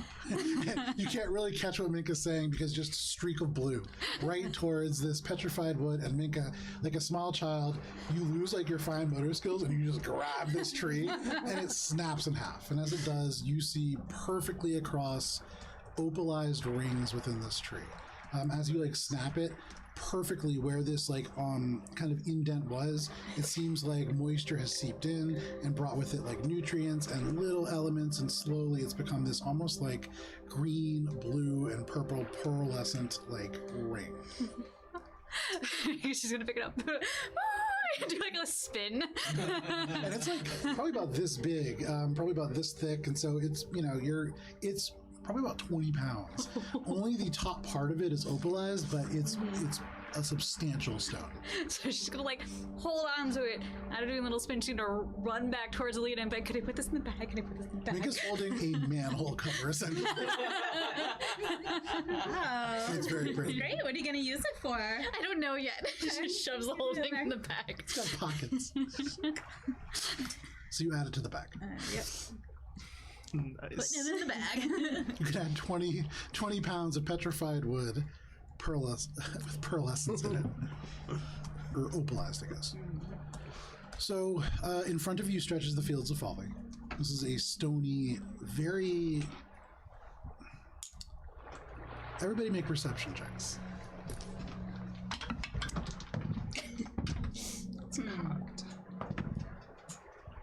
17. Okay. 30-20.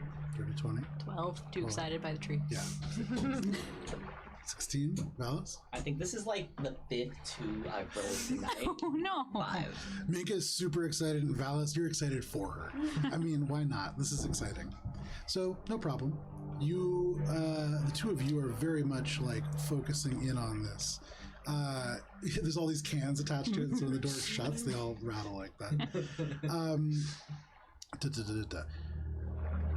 For those of you who are paying attention, you look out across the landscape, and at the moment, it is probably close to like 8 o'clock at night, getting towards like the sort of nighttime hours. And so though it's never truly like night or day here in Everest, there are extended shadows that are being cast here. And who rolled above 20? I rolled a 20. A 20. Anybody else? Ori. Ori's having a day. You look out into this field, and you can see these clutching stone shapes. You can see the dried bits of grass. But what really draws your attention are these clefts in the earth. They look an awful lot like somebody swung a huge blade and almost split the ground in two. And then there is movement, and that pulls your attention. What is it? I'm looking. You look, and as far as you can tell, all that you can see is rocks and shadows. Eye for detail. I mean, yeah, go for it. It's 19 now. Nothing. Never mind. Must have been nothing. Just the wind. But the clefts are weird. Are there creatures that I would know about that would be around the shore Make a history check. that are like giant kin or something that would have like, I mean, yes, even a hobgoblin or something. Make a history check. Man, I regret not taking giant. Natural 20. Natural 20. Giant. It came back. With a natural 20, you think back to the lessons that you had. And this was a place that you had been threatened to be sent. in order to maybe take on some of the ambient magical nature of this place. And so you would have heard a little bit about some of the things that live here. This is a place where there isn't a whole lot of life. But the creatures that did once roam this place, normal creatures, you know, you had your wolves and your bears, other creatures that lived in the forest, still exist, but they are shadows of their former selves. And these creatures take on different properties as a result. They're not wholly within this plane, but they are very capable of interacting with it. Owlbears once roamed here. So what are we doing here? So, it seems like it's from a while ago, these marks. With that check, you also know the Fields of Folly was formed when the Dome of Alandar was erected, or previously, right before that, as the United Forces of Everest. That's where he died. Where the United Forces of Everest marched against Nithix and were able to force him back into the spire, and then eventually they were able to raise the dome around it. And so this is just an ancient battlefield. Okay.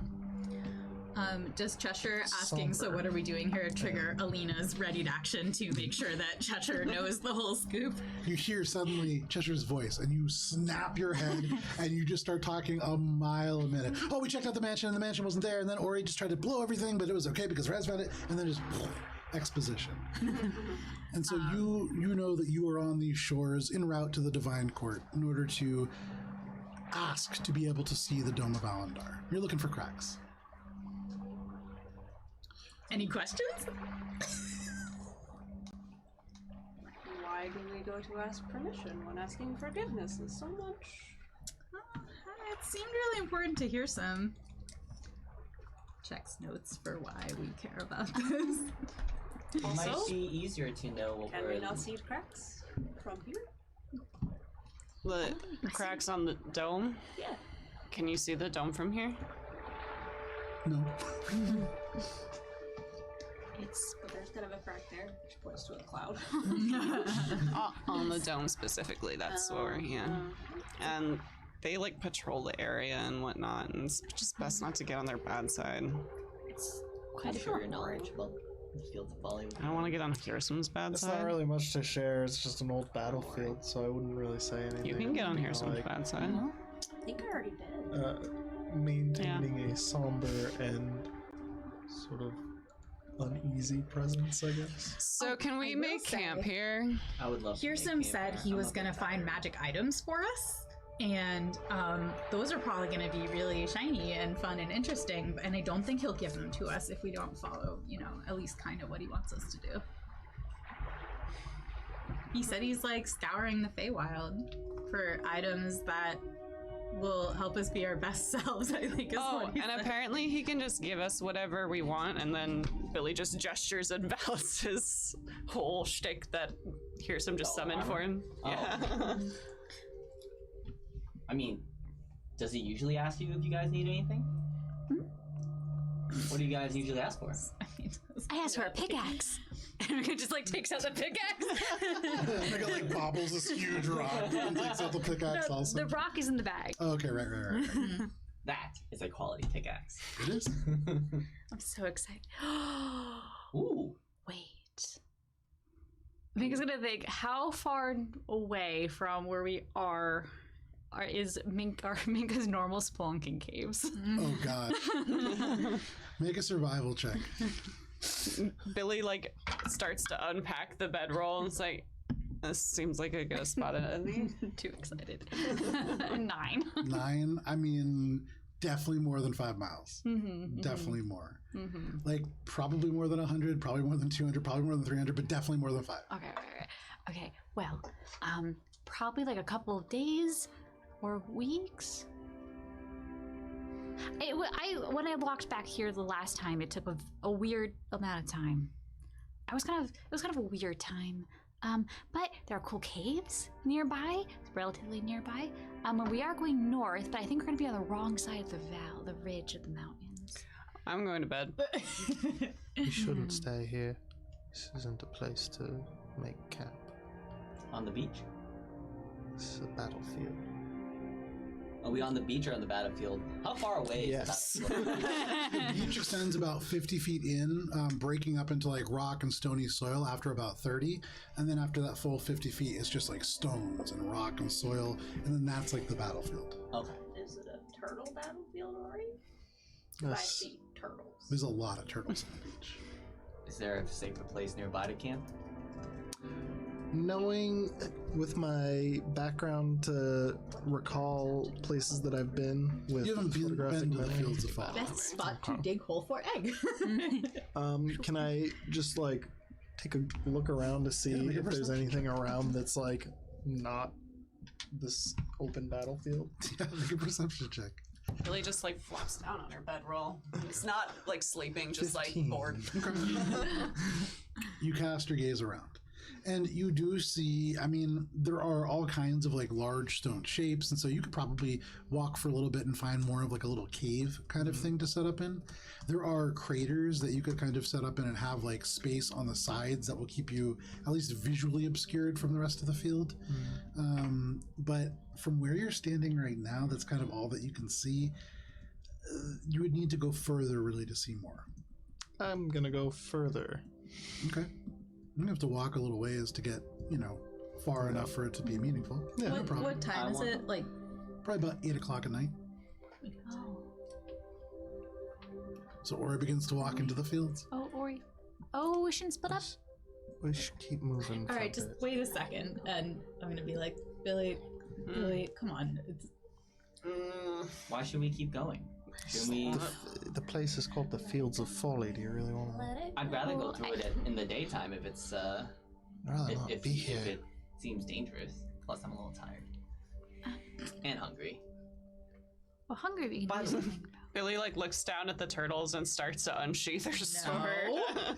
I caught this fish. Does anyone know how to cook fish? I know And how I to cook bring out a fish.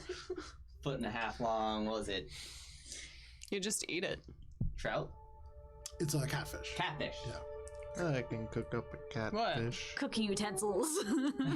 You have cooking utensils? Yeah. okay, Oh, hold I'm on. gonna start making a fire so you can help me cook. Oh, wait, are we camping here or not? I don't think we should, but it doesn't really matter if everyone else Well, wants to. Where should we camp? I'm not a huge fan of crossing like this in the dark. Yeah, it sounded like it was gonna be real spooky. And we're on the beach. We have a decent eye line. And There's turtles. if people are already Is there like a tired- decent enough place to set up camp here that's not Are like? you afraid Well, of you meant- turtles, Ori? You mentioned a cave, right? That can't be so bad. You can walk for a little bit and find a cave. Yeah, I feel like I just want to get away from the shoreline, away from this like place with a bunch of craters and stuff. That's like an old.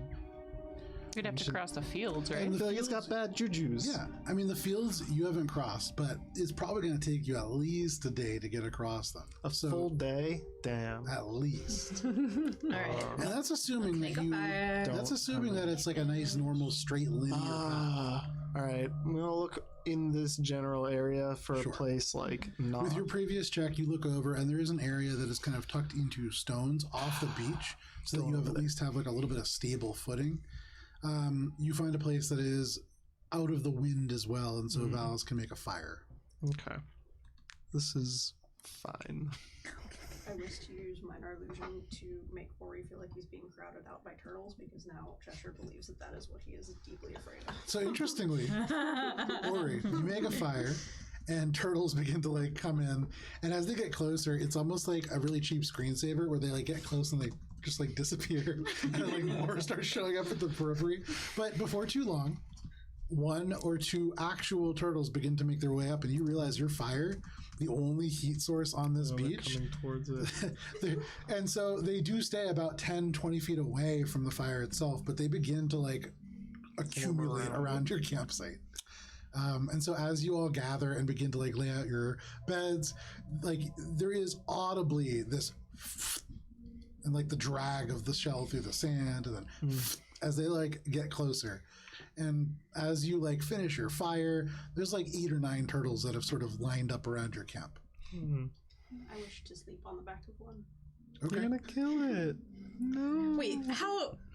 How big are these turtles? I was imagining baby turtles. You haven't seen any baby turtles yet. These are maybe like this big, so like Oh, okay. But they're soft laying down shells. on it, probably not great.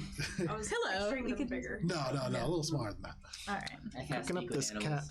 cat. No, it's gotta speak with animals. No problem. There is across. Ask them if they want any fish. Billy's like sneaking around towards one with a drawn dagger. Okay. So the turtle like cranes its head up. You can see like long, dark Don't skin. kill the turtle. It's only got a single catfish. Bad karma. I can find Oh, us more it's a food. foot long. I'm gonna use my survival There's 6 thing of to us. find enough And does sustenance Res for need all to of eat? us. Sure. So you begin to look around for some sustenance, but this turtle cranes its neck around, and it just goes. Hey, do you need to eat? And it just goes.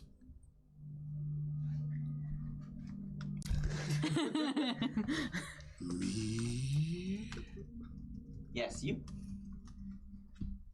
What? And then you see slowly it begins to like turn, and then like foot by foot it gets closer to you and closer to you. And for all of you, you watch as Valis begins to talk to a turtle. It gets right up next to you and it just goes, "What?" Fey Knight. Sometimes I can speak to animals, but it doesn't last forever. Billy like How are gestures you? at Valis. You know. How are you? Good. Do you like fish? It's okay. Say he's gonna give the turtle our thing. Yes, I don't think we should eat the turtles. Anything you can tell me about the surrounding area? You can see the head like Any cranes danger? over. Make a persuasion check. He's giving him advice. You gonna turn around and kill his buddy? 6-2. The 6th roll of 2 tonight. Oh no. Persuasion 7. Maybe it's just a newbie curse? Like the new person to the my curse has been passed on. That's my first session with this group. I rolled like 4 natural ones during combat. Apologies and good luck to you. It doesn't get better. This is where we're called to go. He just looks at you. At the end of your every year. What? Why are you here? We make our way north through the fields of folly.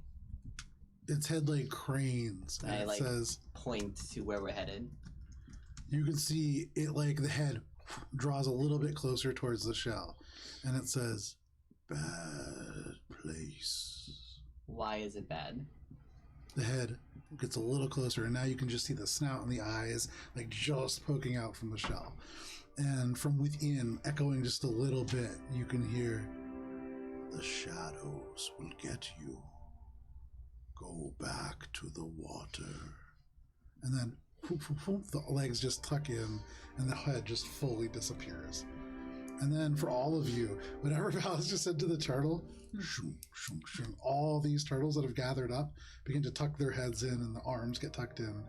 And there is just turtle shells all around. See, he ruined the element of surprise. Now I have to try and cut through shell. Stop killing them. Really don't think you Are they Turtle soup is are good. they going to sleep or The turtles, they are afraid of the shadows in the field of folly. They mentioned the shadows are dangerous and will get us. I would expect to danger while we walk past through there. From within the shell, you hear like the final words of this turtle, very weak from within, but it just says, "They will get you and draw you into the mud." They also like to get us and draw us into the mud. Fucking Like mud. revenants. I thank the turtle. Your spell is ended. Does that ring any bells? Like, it seems like these are spirits of the past battles. with my previous history check, The turtles? no, the things that Oh, I was like, the shadows that are pulling us into the mud. Matt, where are you in this? Yeah, these what am turtles are evil. I just Kill trying them. to- You're right. Kill them all. Yes. Oh my gosh. Kill the Okay. turtles. Thank you. Sorry. The what are? The shadows that Valis is telling us The about. shadows in the field that of folly pull that us will get us and pull into us the under the mud. mud. Perhaps. Mm. With your previous check, I mean, you already kind of recalled what you will. Mm.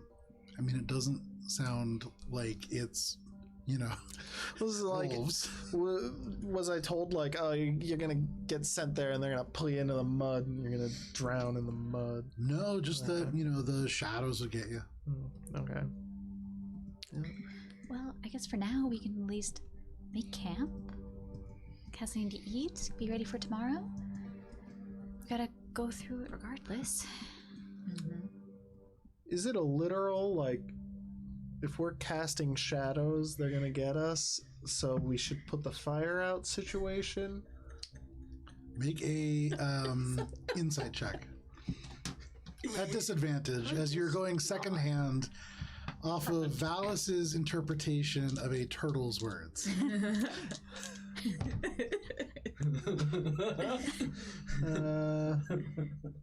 Insight? Yeah.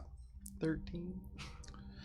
I mean, so from what this turtle is telling you, what are you trying to discern from this? I'm sorry.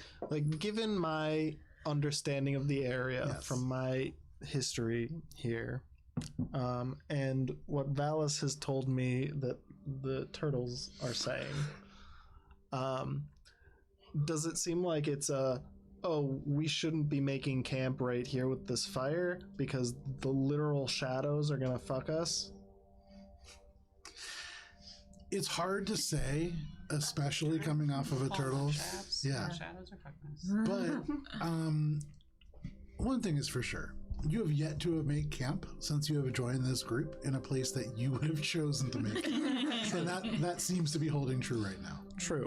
Billy Turtles? chooses the best camping spots. I'm gonna push Turtles are still the here, limit though. of being on watch Okay. that I can to just And the turtles are still here. just be on watch. You can have multiple people on watch too. It'll be fun. I'm making the fire and I'm cooking the fish and I'm like, How's the catfish taste? So go ahead and make a survival check. Are you proficient in cooking? I am. So go ahead and add your proficiency modifier to it. can I would like to help to Roll at advantage. Thank God, because I rolled like shit. Natural 20!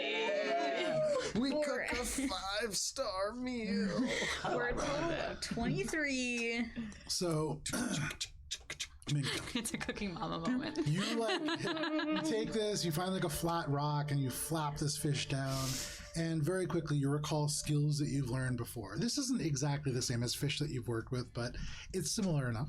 And so you begin to dress it down, and for those of you watching, Minka's pretty good at this and begins to take it apart pretty quick. And Minka, you just wish that you had some shellfish to make like a little bit of a stew with, because what Billy said about turtle stew, while turtles maybe not your thing, stew would be great. And then crack, crack, crack, all along the ground there are just like cracks, and looking around suddenly you see slightly cracked oyster shells, oysters, actual full oysters have dropped, still wet, and then overhead you see a pelican fade into the distance. 3 oysters have been deposited down. Got a big fish. And if you want, you can convert that into more of like a stew now using the various elements of seafood. Stew! You take out the little bits of like dried vegetables that you have, which add thickness to it, and you end up with a very hearty seafood stew. Nice.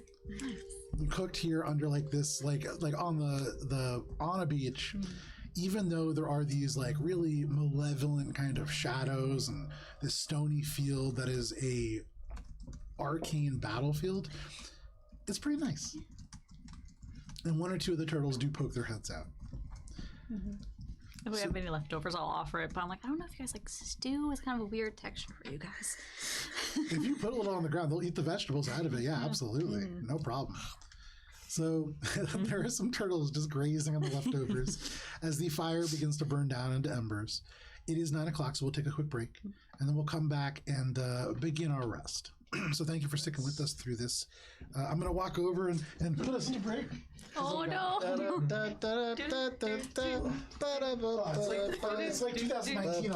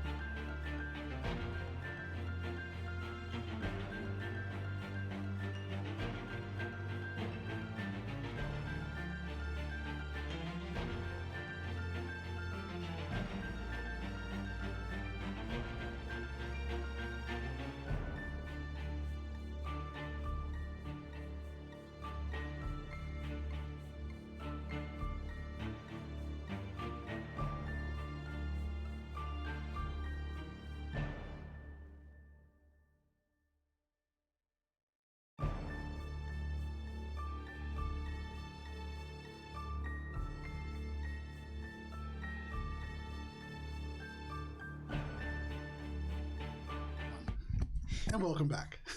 Howdy, folks. Welcome to Courts of Everest, our original D&D campaign. And if you are just joining us, we are in the Fields of Folly, and the group is settling in for a nice evening of camping. So, as you finish up your seafood stew, cooked expertly by Minka, you settle in to begin a long rest. Who is keeping watch? Ori and Billy beginning the watch. Power start. The two best watch keepers in the group. I keep watch good now. I keep watch good. No, honestly, I think Ori is probably the person that you really want doing this. So, Hey. Billy's track record is not spotty because that would imply success at some point.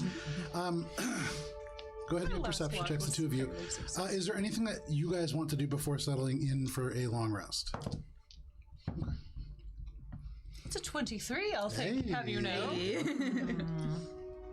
Dirty 20. Dirty 20.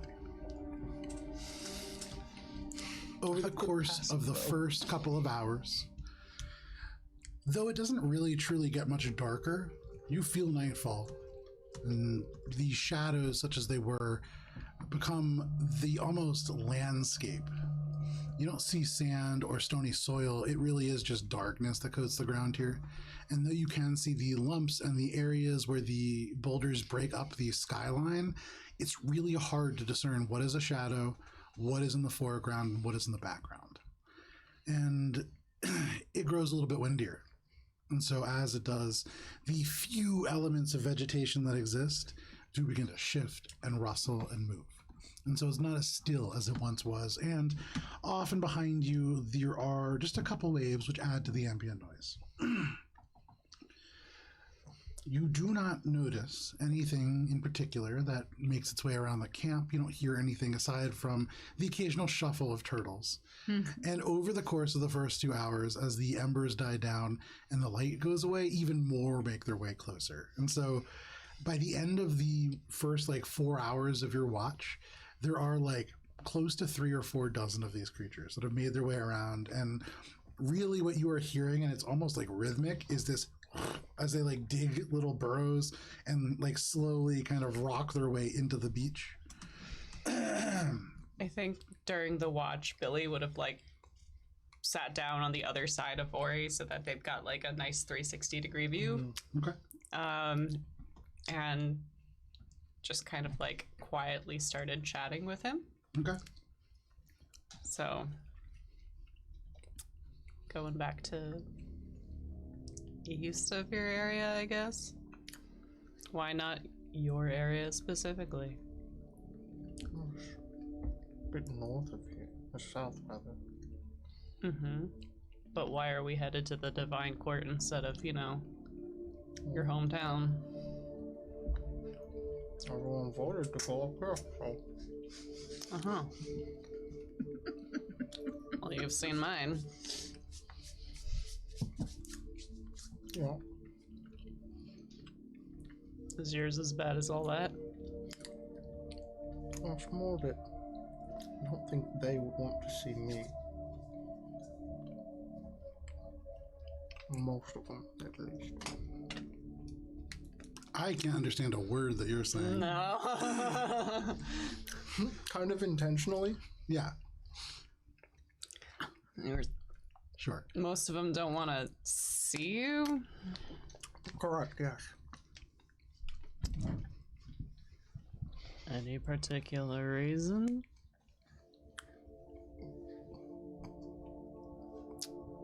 Yes. Billy kind of looks over her shoulder, and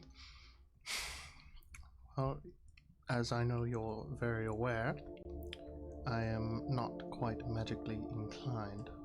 That did not sit well with the rest of my family.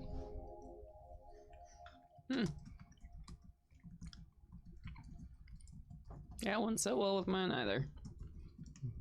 So you can imagine why they probably wouldn't want to continue association. Billy kind of drops the blade she's sharpening and just kind of turns around. It's so let me get this straight. You and your family are not speaking terms because you can't, like, produce sparks from your fingers. And Billy produces sparks from her fingers. Well, when it comes down to it, yeah, essentially. That's You stupid. realize that this is the Magiocracy. It's dumb. Yeah, I mean, don't disagree with you there. Not what I can do about that, though. Would you if you could? Not for lack of trying. At least, But if you could. some part.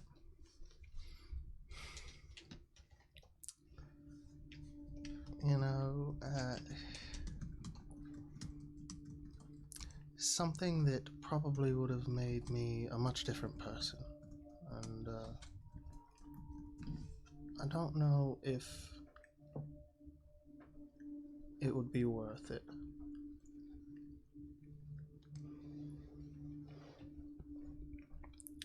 Well,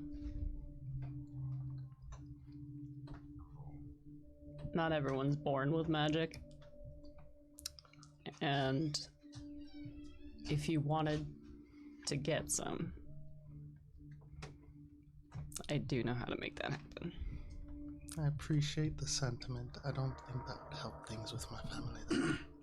Billy, as you say that, you feel the wind rise, and it blows from the northeast. It might not help get you in their good graces, but it might help with killing them. The thought has crossed my mind, but again, I don't think it's really worth it. Well, if you change your mind, it just goes back to watch. Okay. Billy, the wind keeps blowing, and as it does, you can't help but catch just the hint of the sound of maybe a howl in the horizon. And as you listen, you can't quite tell if you heard it at all. But your watch passes. Who's taking second watch? I am. Wow, already second watch. Anybody else? I'll How many watches in a night? 3, typically. Okay. So, Alina, you get up, or you stay up. Go ahead and make perception checks, the two of you. 13. Passive is 19, though. 6. Okay. With a 6, Real Billy of a watch for old Alina. there's a point where you do feel like you hear something, and then you just really focus, and the wind picks up again, and maybe just the wind. And your watch passes with that issue. Who's taking the third watch? I am. No sleep at all? No sleep. Very nice. Nice. Minka, you I'll wake also up. take this watch. Valis, you wake up. Or you stay awake. Alina, you go to sleep. Is there anything you're doing before you go to sleep? No. Okay. Is there anything I should be doing? Quick watch. Now, you get up, you just kind of like look at Ori, just barely stay awake, and then you go back to sleep. No problem. So, Binka, Ori, make a perception check. Ori, make a perception check at disadvantage. At this point now, you are really beginning to get a little tired. Valis, go ahead and make a perception check as well. Still an 18. Nice. 26. Very nice. 21. Minka, you are the only person that really sees anything happen. But first, Ori, while you're watching, you do see off in the lake, there are clouds that are beginning to roll across. And though they are heading south and away from you, it does bring to mind that catfish. Still don't call it catfish. You like turn over and you look and you see in that pot there's like the remains of another catfish, probably different. But you turn and just kind of like consider the water a little bit longer. Valis, for you, again, you swear that there is maybe more than just the wind passing to the north. But every time you look over, you don't see anything but just the shadows. And nothing moving, nothing that seems especially malevolent. Is there anything that you're doing when this happens? Yeah, I want to use Divine Sense. No problem. You cast out Divine Sense. There is no undead. There are no celestials. You don't pick up anything. Minka. An hour go by, 2 hours go by. You see Ori really considering the water. You watch as Valis really considers the horizon. And you look at rocks. You know, there are a lot of them around here. And as you kind of consider the big stacks of them, thinking about which ones you might visit in the morning, you notice in the distance there is and this is very distant, you just see a flickering flame. Just a bit. It's to the north, maybe just a little bit to the northeast. And you barely see it. You really just see the orange glow on the side of a stone off in the distance. But it is the only source of light in this field, and so you can see it. Oh, I thought I saw a fire. What? I thought I saw a fire. Turning. As Minka points it out, and with your eye for detail, you can see there is a flickering flame, and Valis, it takes you another second, but eventually you see it too. There is the shifting light cast by a fire. It's a couple 100 feet away.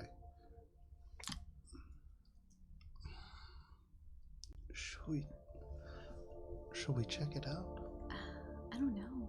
I mean, Billy said that there might be, guards around the area.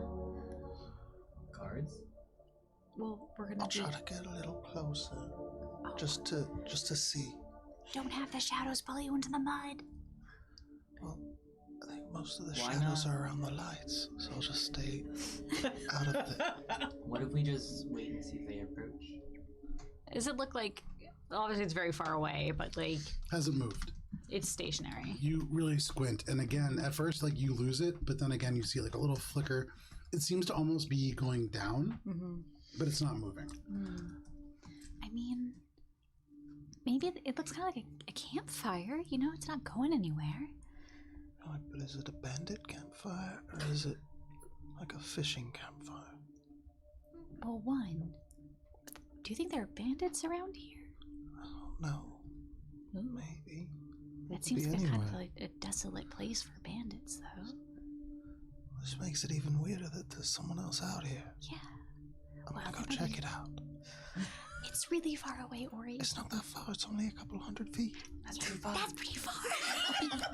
There and back. Ori's already about 20 feet away, just whispering over his shoulder.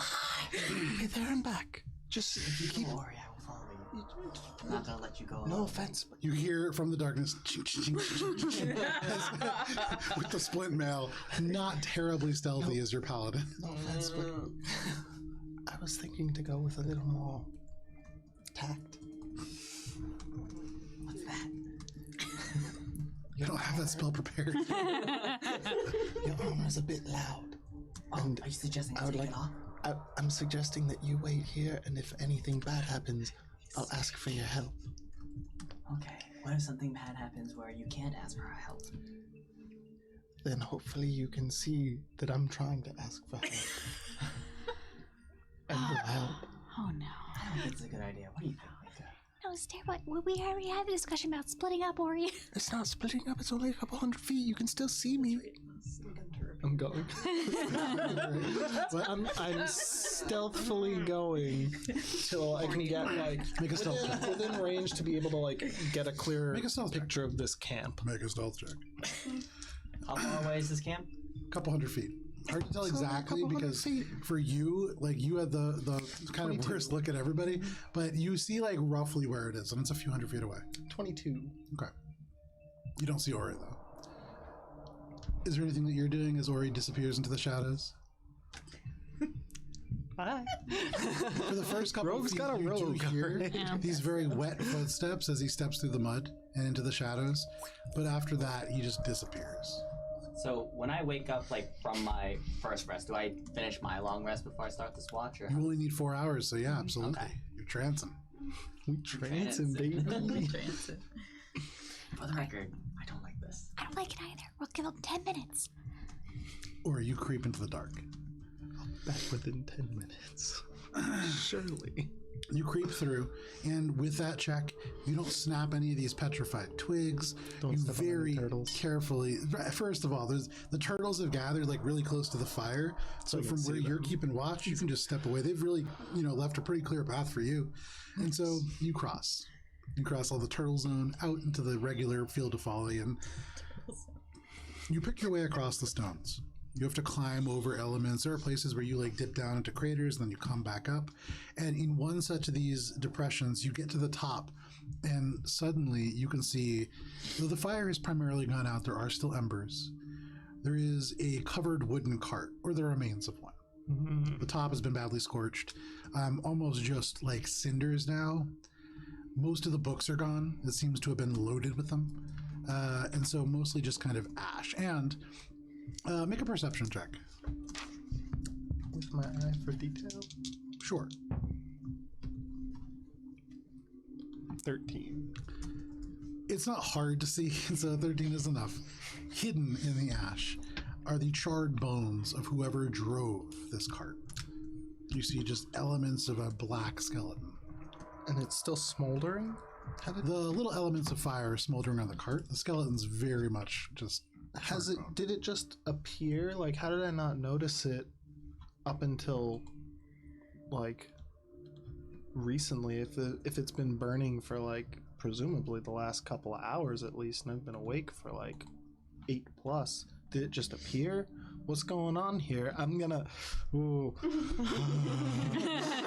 You're doing the thing where you're asking yourself questions. Yeah. I'm like... I'm gonna try to get a little closer to investigate. Okay, make an investigation. Very carefully, though. What this, like, scene is. To do it carefully, that's a disadvantage. Well, I guess carefully in the sense that, like, within this investigation, also watching out for traps. Okay, make an investigation check. Maker's just sitting next to that, like, 1,000. 17. Okay. For 10 minutes. For 10 minutes. You find, as you get closer, there are, you read Elvish? Yeah.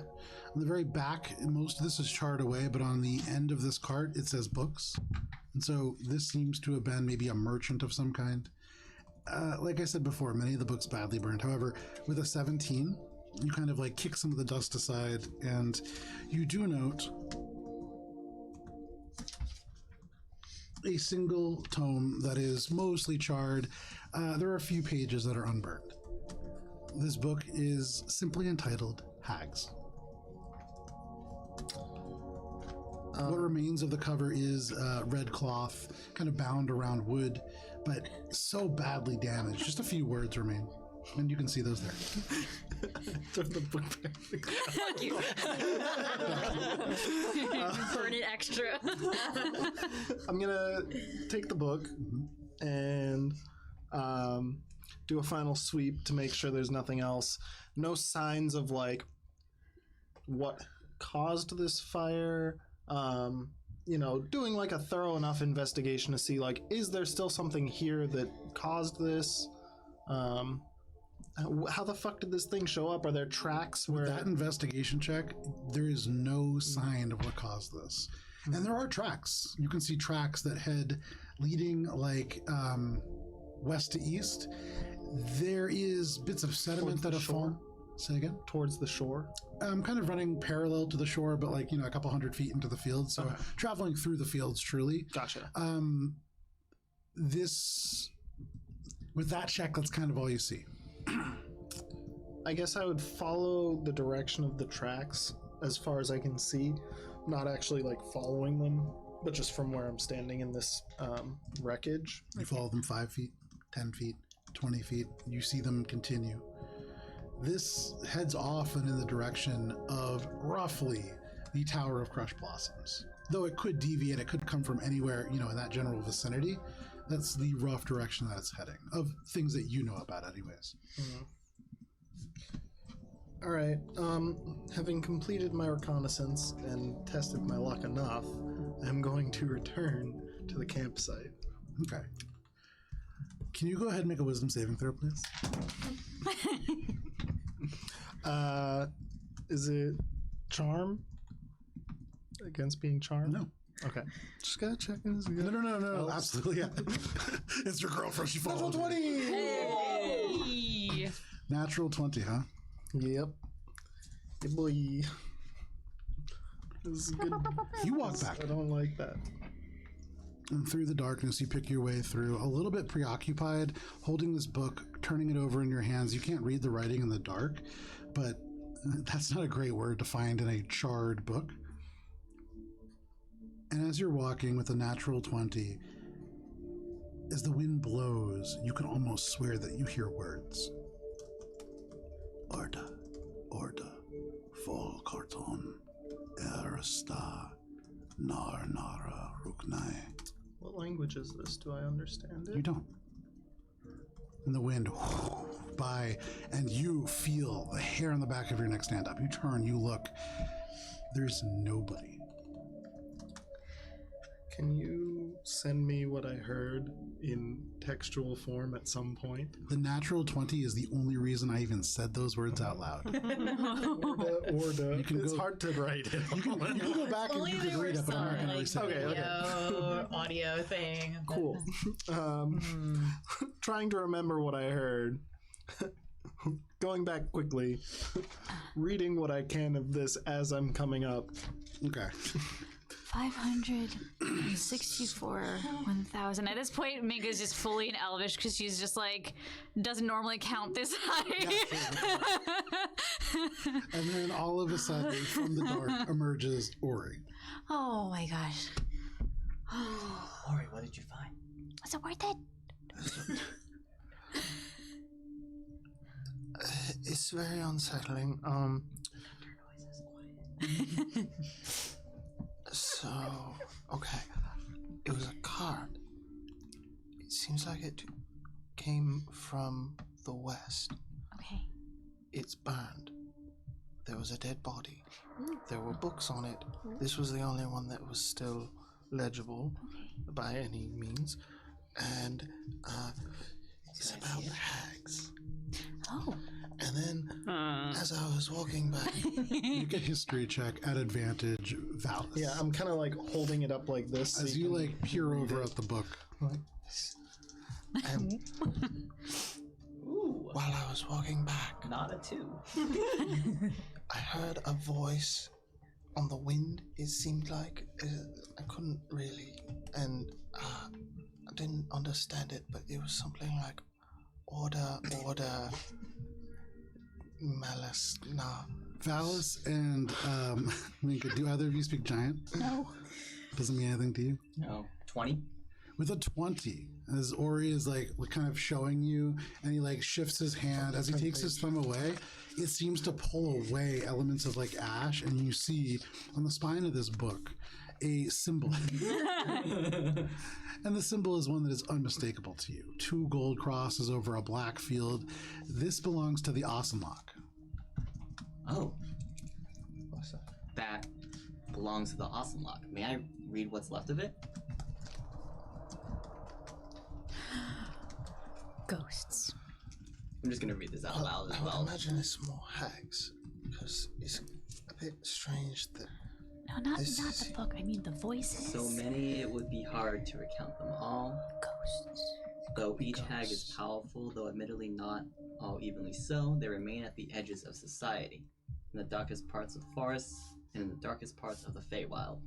And worse. Why? There are politics within their ranks, of course, like the squabbling kingdoms of Derby, fight for the kingwood far abroad. Each hag considers the material plane their birthright. To each, from the lowliest queen hag to the queen crone herself, existence is simply what is owed to them. They are not foolish, and so will not needlessly expose themselves to danger and direct conflict, so they plot. They make deals, they mislead, they feed, and they grow stronger. Hearing this out loud, Yeah. Ori's like... Someone that I know who is associated with hags and just offered me power. and now I'm finding this book, but 4 hours later. That is a weird coincidence. Okay. No, I'm a warlock.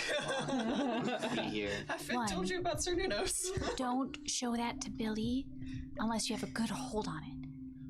Just in case she, wants Just to, like... keep it in my pocket. She might want to stab it or something. I don't know. She doesn't like hags. Why does she like hags? There is something about this that does bother you. Seeing that Asenlock mark, it's like those bits of your memories that are gone are clawing their way back. And it's almost like you are looking through frosted glass and you can just almost see the shapes of that old life that you used to live, but you can't quite. If there was more of this. I need to take a look at that cart. Okay. We can go tomorrow morning when it's actually, everyone's awake. Were there other conscious. None that I could read. It was thoroughly burned. The Asenlock is a library, right? Right. Do books normally leave the library? It seemed like a merchant cart coming probably from the Tower of the Crushed Blossoms to the west, if I were to guess. With mages.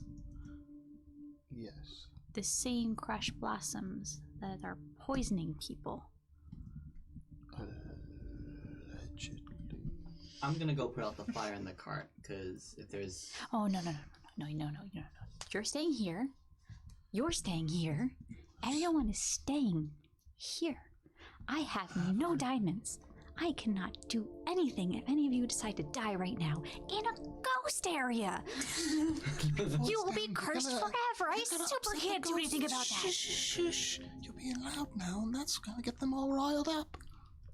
Should we just wake everyone up and look at the cart together? Let them sleep.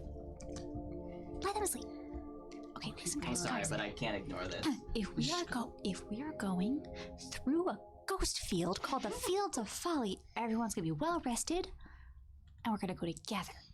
We can look at the thing together when everyone's awake. You guys scary, guys. Billy, you shiver. Also, Ori, go to bed. Go to bed. Break now. You had your adventure. Go to sleep. Check it in the morning.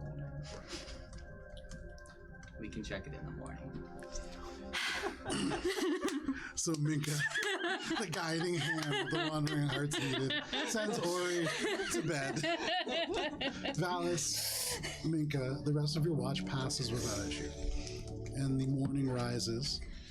Give me 1 second because I know everybody likes to know. On the 18th of summertide, Wednesday. It is about 70 degrees as the day dawns. And one by one, all of you can find your way to wakefulness. I want to ask Minka some stuff while we're on watch. Okay.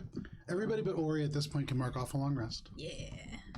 Did I didn't get my 4 hours yet. Not yet. we Okay. all dwarf last night? We're going to see if we get through all four. Yeah, and you seem really excited for some Never reason. know.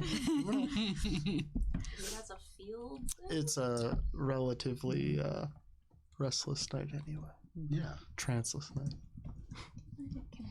I guess trances are rest, but not sleep. Give me 1 second here. You all find your way awake. Before Ori wakes up, is there anything that people want to do? Trances up, please. We transing, baby. Turtle eggs. Do they? Make a survival check if you want to try to harvest some turtle eggs. Nope. That's a 5. Okay. Does Just seem anything dilly. seem like off? Like, how are the vibes? Can I make a check for the So you wake vibes? up, you look around. First of all, Ori's asleep. So, I mean, Ori was on watch when you went to sleep, so that makes sense. You look over, and Valis is like, I assume just like looking off to the north, like probably, I mean, what are you doing? Staring at that cart. Staring to the north, staring into the ghostly field is Valis. You can see Minka looks a little bit perturbed. Cheshire's well rested. Billy is well rested, although digging in the sand. That is what you see. Minka? You're not usually tappy Um, fingers. Yeah. ghosts. There are ghosts in the field. Or he heard them. Is the cart in the field? Mm-hmm. Oh. Where he heard ghosts. Mm-hmm. Say more. Well, there wasn't much. They said order, order, order. He didn't transcribe it very well. I don't know. Is Billy within like hearing range, or is Billy like out into the? I would say you hear this. You're digging into the sound. Has Billy heard that before? Do you speak giant? No. No. Okay. I don't know. It was a ghost, and there was a cart that was on fire What? with some books in it, probably from the Austin Lock. Where? What? Where was the cart on fire? They were from the Austin Lock. What? It's like Somebody tell me what on earth happened last night. Megan just recounts, like, okay, like, it was a couple hundred feet away, something was on fire, and Ori went, and then he came back with a book that was on fire. No, the book wasn't on fire, the cart was on fire. Okay. But he heard a ghost, and he wanted to go back, and Val's wanted to go back. I said, no, we're going together once everyone's awake. Well, good job. I don't like having to put my foot down. It's stressful. I know. Okay. Well, so the book is from the Austin Lock? Anything good? Ori still has it. He can show you the book, but it seems to be about hags. What? Billy looks up from the sand. Oh, right.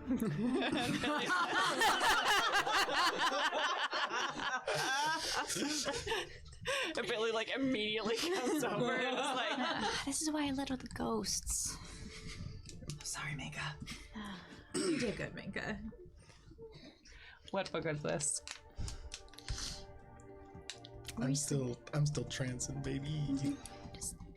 I wake up. I wake up Ori. Ori, you don't get Billy's your like halfway to Ori, like attempting to get the book.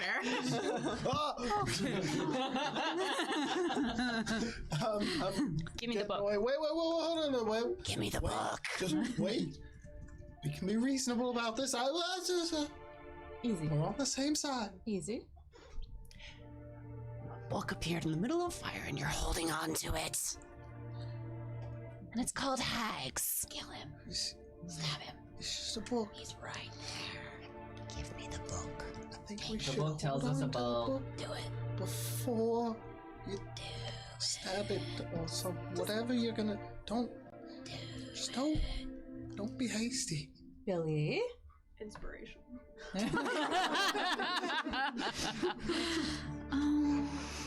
Does it look like she's about to pounce? Suddenly a lot more. But you're not sure. I'm getting ready to fucking bolt. Alina's gonna do like one of these. You know? Okay. Billy's going I'm to not gonna attempt to dive for a grapple. Okay. Alina's gonna try to. So Billy, Ori, make athletics checks at disadvantage as both of you are stopped by Alina. Alina, Can I make an athletics check as well. dodge? No. Wow, Mika. She really doesn't like hags. Oh, damn. For a total of 19. Mine's, what was it? Dexterity save? Athletics check. check. Okay, that's still an 18. She seems to have It's a 16. personal history. Alina, But I did roll an you 8 leap on the up Bardic, and so I you just want you stiffen to your know that. arms, and as Thank you. Ori tries to run, you grab onto Ori's collar, and as Billy lunges forwards, you just stiff arm you stiff arm Billy right in the chest, and Billy, it's hard, yeah. You like stop, all your momentum stops, and you just keep them completely separated. You keep Just Ori let me there, go. keep Billy there. She's gonna kill me! No one is gonna kill anybody, and no one is hiding anything I'm from not hiding anybody. it, I'm just trying to be reasonable. You feel like wind behind you, and from behind him, you can hear Reg just go, "No, he's hiding a book behind him right now." Is that like thanks, buddy. psychically? Okay, thanks, There are bud. more books at the cart. Should we go look at the cart now? I think we need to settle Oh. this first. Alright, just. No, I'm sure it's fine. Let's go. Okay, There were no books at the cart. This was the only one. That was the whole point of why I was weird. And I so was going to show you, but I want you to read it first because you are the one who knows the most about this, presumably. But I wanted to give it some time because I know that it's a sensitive subject for you. So here, I will hold it out for you so that you can read it and judge for yourself. I'm still holding it very firmly and putting it in front of you. So, see, that seems reasonable. Minor illusion, eating a bag of popcorn. Just take it easy. What does this mean? I think... It's just stupid history. And Billy kind of like swats at it. Alright, well, I guess that's good then. I thought that maybe it was some sort of threat. Maybe. Why would it be a threat? Well, because did you read it? If it makes you feel any better, it's not for you. Right, but it's still a bit disconcerting because I am associated with the one for whom it presumably is. Is it from me? A message from the Ocelot? Oh, I think it's... I think I missed something. Yeah, sorry. Sorry. Alright, you try. So... Do it. He won't be missed. I think we can forgive Ori for being a little... For being a little Careful. proactive. What do you want to do? It's just a book. Billy kind of sulks. Okay. Insight. Ear for deceit. Is it just a book?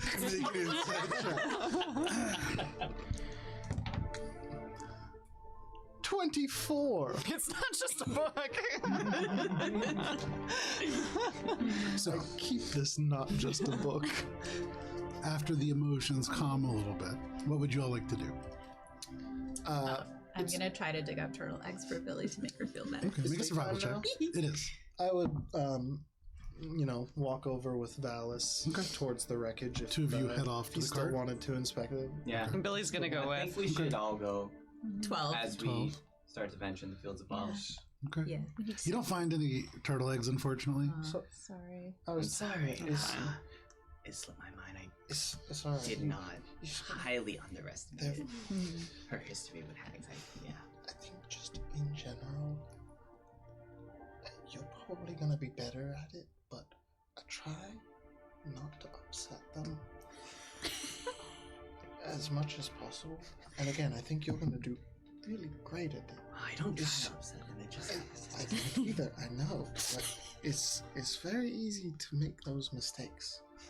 So it's a learning process, and I'm here to help you. As you are all walking towards the cart, Valis and Ori are like maybe like 30, 40 feet ahead, and they're just like talking to each other, turning around, talking to each other. At For some what it's point, the seal appears between them. There's like a roiling, visible dark cloud around Billy. You make your way back towards the cart. that reminds me. I have Anime something angry for you. eyes. Oh, okay. I hand you the lock piece tumbler that you dropped because I also have a thieves kit. Oh, thank you very much. You're probably better with Oh, these. I appreciate it. Thank you. That'll be. Hopefully, we can use it for something important. You climb past the rocks. Oh, You by the climb. way, all the books burned to shit. This is all we've got. So, I'm happy to help, but because I don't know what yeah, the books are. we'll take a look. It's sunny out. We can see what we're doing now. Is there anything that you guys are doing on your way over to this cart, or is everybody going up? We can do little whispers too, and I pull Billy to the back to be like, to the back of the group to be like, okay, what are we getting into here? Those two Are they gonna like? Are we gonna find ourselves in the middle of that college spooky together or area something. again? I can't remember what it's called. You know the The chart forest. Yeah. I think they were like in the same dorm or something. I don't know. Maybe it's We just gotta keep our wits about us, right? Probably not let our emotions get the better of us. are these two nearby? They're like maybe 40 feet in front of you. So these two, Which ones? Minka and Cheshire. They're probably in the middle of this group. Yeah. Okay. Minka just looking around, like nervously hold on to her staff, like looking around for ghosts. Make a perception check, Minka, as you walk. Billy's gonna kind of like Natural lean one. into Alina, just be like,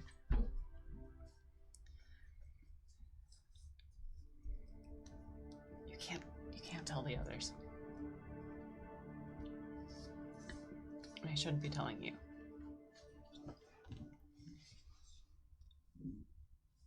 We're gonna need to be apart for a while, like emotionally.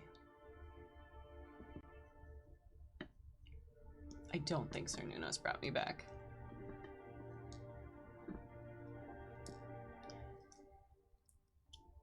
I don't think I'm in pact with them anymore. Okay. Was it bounties? Probably. Wanna But kill him? that'd be nice. That's like all everybody hears from this whole conversation. Oh, Secrets. oh, Everyone. They need bargains. And they like to go with people that I like. So I don't want you to get hurt. Okay. I don't think the book was meant for me. Who was it meant for then? I think it was meant for Ori. Tell me, Minka, what are your secrets? Since everyone else seems to be. Everyone's really nice, secrets? but, like, Oh, no. I don't have any secrets. You guys all come upon this cart. Actually, mostly I guess. Charred, Uh, burned wood. Primarily, you do see elements of wheels that are still somewhat intact, but mostly burned away. There are still charred books all around. Whoever wants to can make an investigation check, with the exception of Ori, who's already done so and is convinced, apparently, that there is nothing else there. I have a mom. That's not a secret. While everyone is wreckage, now that it's light out, I'm gonna like follow the tracks of it. Okay, make a perception check. I got a 20. Okay. Intelligence.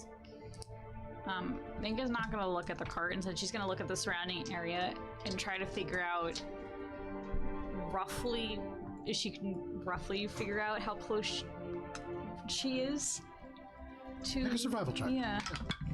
21. Okay. 18. Okay. Dirty 20. Okay. 11. 17. Cheshire, as you are looking, you can see there is the corner of a green book tucked into the mounds of ash. Could you pass this over to Cheshire, please? I wish to obtain it without being seen. Okay. Make a sleight of hand check.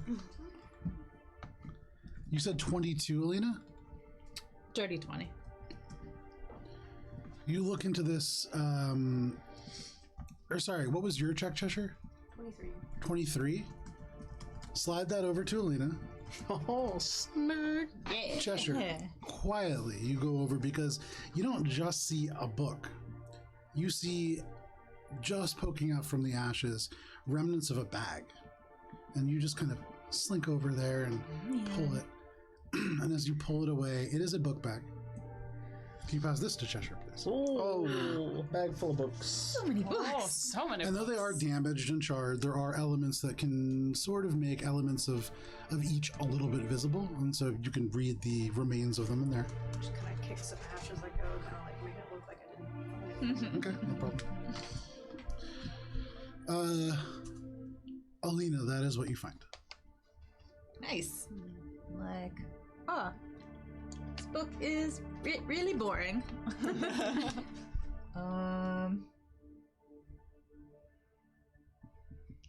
What'd you say those spooky words sounded like again?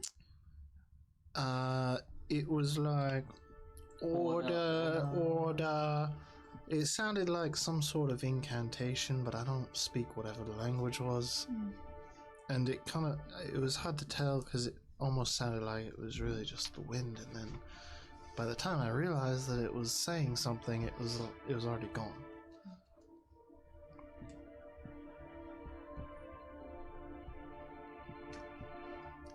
It's boring. What do you make of it? Sorry, I'm Another sorry. book from the Awesome Lock. All of these books that you've seen, even the elements that are burned and charred and no longer readable, they bear that symbol. Are books allowed to leave the Awesome Lock? Yeah, they can be lent out to scholars Okay. of a certain degree. Yeah, you can't. No, not anybody can take a book out of the Awesome Lock. History. Oh, I was just history check on Archivist Lister. Go for it.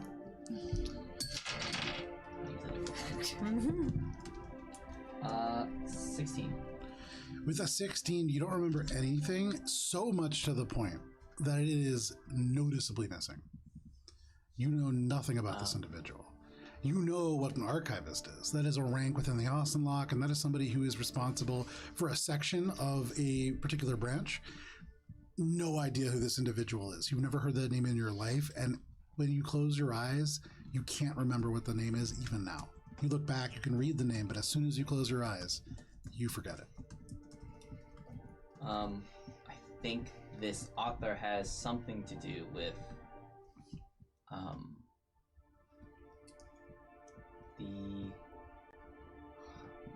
it's really hard to remember the memory thing with the Awesome Lock when they banish you. Let's good old friend, intemperable folk, there's nothing of course. Roll a 17 for triangulation. Okay. You triangulate. If you were to walk and you want to make it back to roughly your neck of the woods, that's a good 8-day trek. And it's an 8-day trek to the southern side of the mountains. The wrong side of the mountain. Yeah. Now, if you could make it to the beetle train, I mean, you could get there a lot quicker. Ordo rituals. That's what I heard. Yeah, that's what. Yeah. Yeah. What's an Ordo ritual? Does that mean anything? Does anybody speak Celestial? No. Nothing. I speak. Hold on a second, and I start to ritual cast comprehend languages because it's written down. Nice. You ritually cast this spell. And take a little time to do this as Minka is looking around and holding their fingers up to the horizon and trying to figure out what's going on there. You can see Cheshire just kind of kicking dirt. And as you cast this spell and you speak comprehend languages, what were the words? Ordo, Richie, Falcaton. Can I see that? Order, Falcon Punch. Ordo Ritualis is celestial, and when you look at that, what that means is forbidden ritual. It's forbidden ritual. Is there anything else since I've got it running, anything else in any books that I can translate for anybody? Is there anything in particular that you want me to look at? No. Oh, can you look at the sphere? Can you This look at the one's all sphere? in common. Sure. presumably. Darby is a Who has a town, star right? map? Darby is a continent. you had it. Yes. No. Oh, I don't know how to answer it anymore. Yes, Darby is a continent. Didn't I The give it to you, Library Billy? of the Knowing Mother. Oh, yeah. What's the Library of the Knowing Mother? Do I know? Billy The like Library of the Knowing Mother. Make a history check. opens her bag. So It's like help or make one. Do I get the knowledge known? 16? Comprehend. 23. With a 23 in your quest to regain your knowledge, you've sought out alternatives to the Awesome Lock. And you may have heard of this library. It exists within UHEX. Within UHEX. Is that- It is a place that exists primarily in the Feywild, but it exists in this realm, sort of to the northeast of where you are now.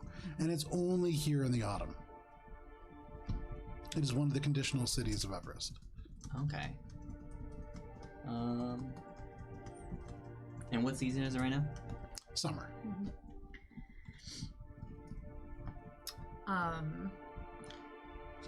So we've gotten the orb, the star orb. Yeah. And I'm looking at it with comprehend languages up. So just looking at the star orb, Yeah. it's just the writing on it is so minute that it just looks like a grooved glass sphere. You know that you need to cast this light through it in order to be able to read whatever's in it. And the light source needs to be very steady because a flame flickers enough that you will not be able to read anything. This is incredibly, almost hard to describe how small this writing is. And even as you cast comprehend language and you look at it, you have no idea how somebody would get writing this small onto an object like this. Never mind etching it in glass. Caterpillars. Probably caterpillar. Yeah. Probably Yeah. There's yeah. Magical. No, you stop wondering. Alright. Well, do you want to hold on to it? No, there are holes in my pockets. Put it in the bag of holding, I guess. There you go. No problem. So we found a bunch of books off a Fix dead those guy. for you. Oh, I don't think there's From any the fixing the holes in my tower. pockets. What's that Okay. do? History, And then Jamaica just like looks at Cheshire. It's just a weird code. history check on Stillegan Canterridge. It sounds like a name. Sure. Can I see that? I have to look at it. Stillegan That's an interesting. Chesh, have you ever ridden the beetle train? Stillegan. The beetle train? 15. Oh, gotcha. Kimetsu no Yaiba? Yeah, that one specifically. That name, not one that rings a bell to you, and not like noticeably absent, so it hasn't been erased from your memory. Vaguely, it sounds like maybe a scholar. Okay. Hard to tell. Does the cart look salvageable? With enough work, yeah. I mean, you can see the frame is still there. Primarily, what you're looking at that is like burned ash was the covering. You can see elements of clothes that are like kind of fused to the wood. And I mean, yeah, you could. It would take maybe like an hour and a little bit of elbow grease, but you could salvage it. Okay. Proposition. I'm not too married to it, but we could fix this cart, and I could summon a steed to help pull it. I'm not sure it'd be faster than walking, but it might be, especially if we don't want to stick around the fields of folly for too long. Well, is there... Although I guess right now, looks around. We're in the fields of folly, right? Yeah. Hmm. Is there like a clear road? No clear road, but between the craters and the stones, there are places where this cart could certainly travel. And as Ori had like looked past and tried to trace this back, the cart does like wheel through like raised elements. It's not a road, but there is a path that you can follow. It's not clear, and it does diverge in several places, and so it's not like you can't just autopilot down the path. Oh, yeah. You have to tap A repeatedly. I don't know. Would it be worth spending the time to try to fix it? Yeah, now that I've said it out loud, I don't think it's a good idea. Also, Maybe we should just get That's going. alright. There's a Again, corpse that's in it? something. That's good. We can move the corpse. We're allowed to do that. Well, I know, but like we're in a cursed land, and there's Is the currently a corpse totally, like, inside charred, this. unidentified? Yeah. You see No, bits of the spinal I column don't like poking that. out through the ash. It's- Yeah, like It's like not even dental you're presuming records. that it's a human. You can't even really ascertain that. It's a medium-sized creature.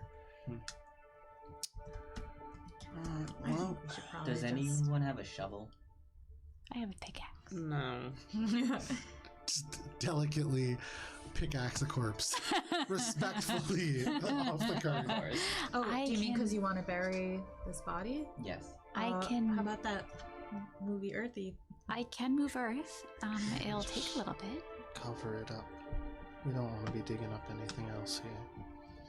I'm gonna assess the ground and see if it's like, because it's kind of more of like a looser earth. It's that like works pebbly, on. stony, and so it will be tough to dig. It's going to fill in and kind of cave away, and it's pretty damp here.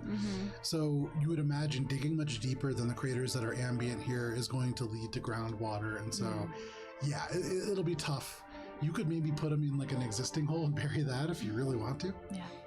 That the best we can do is that. Okay. I'll Okay. pick up the body and put it in a hole. And I will use mold earth just to kind of like cover it as best as we can. Yeah. So it's just kind Before of she like does, though, I do loot the body. okay. Make an investigation check.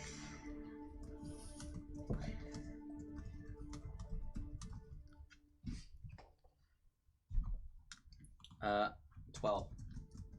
With the 12, not much. Okay. Ash, bone, that's about it. I'm gonna take a piece of wood off the cart and make like druid shape it into like druid craft into like a little like memorial. Okay. And just put it at on the little pile of rocks that we buried under. You take this element of wood off, and as you try to druid craft it, it doesn't work. So, I can't shape this. well, So who what do you know? knows what direction we're supposed to go ask permission about someone's crack? There's is there any other like wood that's not from the cart There are around? bits of petrified wood and twigs and things like that. I'm gonna take some of the petrified wood off the floor and try to shape that. Okay. You try to shape it, and it takes a second, and you see little cracks form, and the core that is still wood, like eventually pokes through, and the stone crumbles away. And it takes a second, but you can do it. I don't know what happened to this cart. I can't do anything to this wood. What's up with the wood? Why is it?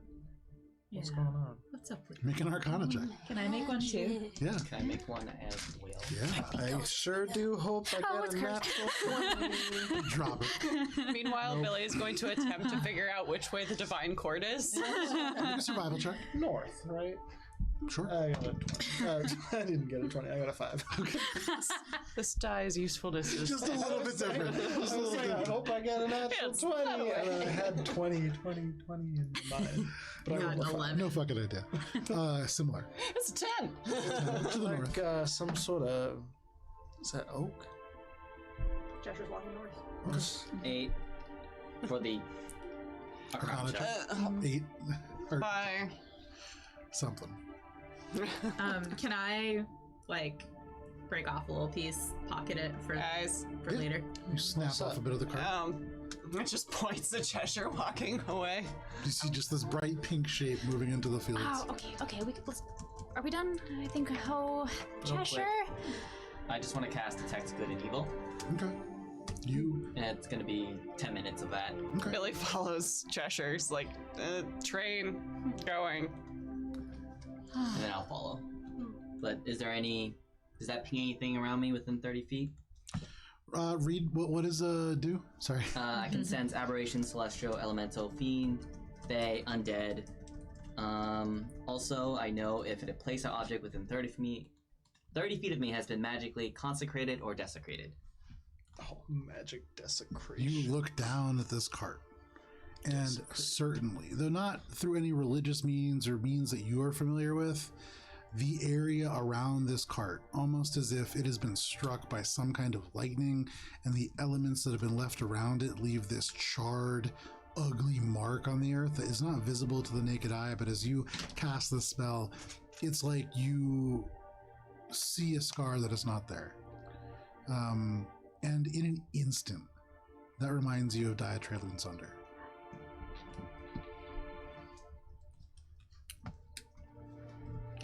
For the rest of you in this field, it is the daytime, and it is haunted. And so, what would you all like to do? Trying to beeline it to the divine court. Okay, so you hurry to catch up to Cheshire. Well, Billy's used to haunted trying to weird places. overtake Cheshire Okay, and keeping a wide enough berth to get past Cheshire in the same direction, but to avoid any confrontation. okay. Cheshire, you are technically leading the group, so go ahead and make a survival check. Are there any birds? Make a perception. You know, for reasons. For reasons, yeah. Money. Just want someone to talk to. Roll a D100, Cheshire, as you begin your first trek in. That's all zeros. Really? Oh, wow. Oh, wow. Okay. Oh, wow. 12 on the perception.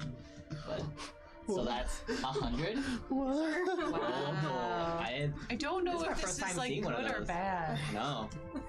So, what was your roll, Valis? 12 for bird. watching. 12 for bird. You'll see a single goddamn bird in this whole field. That's weird.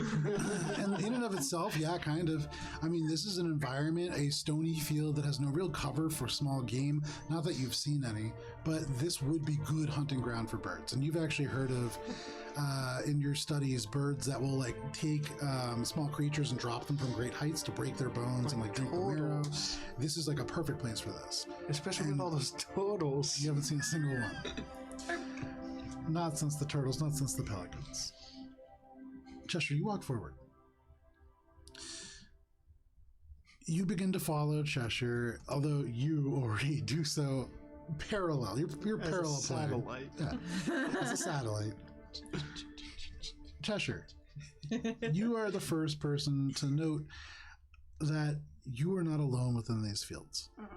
Stags. There are no birds. There are no turtles. Well, that's not quite true. But because it is 10 o'clock, this is where we're going to end for the This is going to be a giant turtle. Or a turtle. But Cheshire, at this moment, you do hear, as the wind picks up, the bright sounds of wind chimes.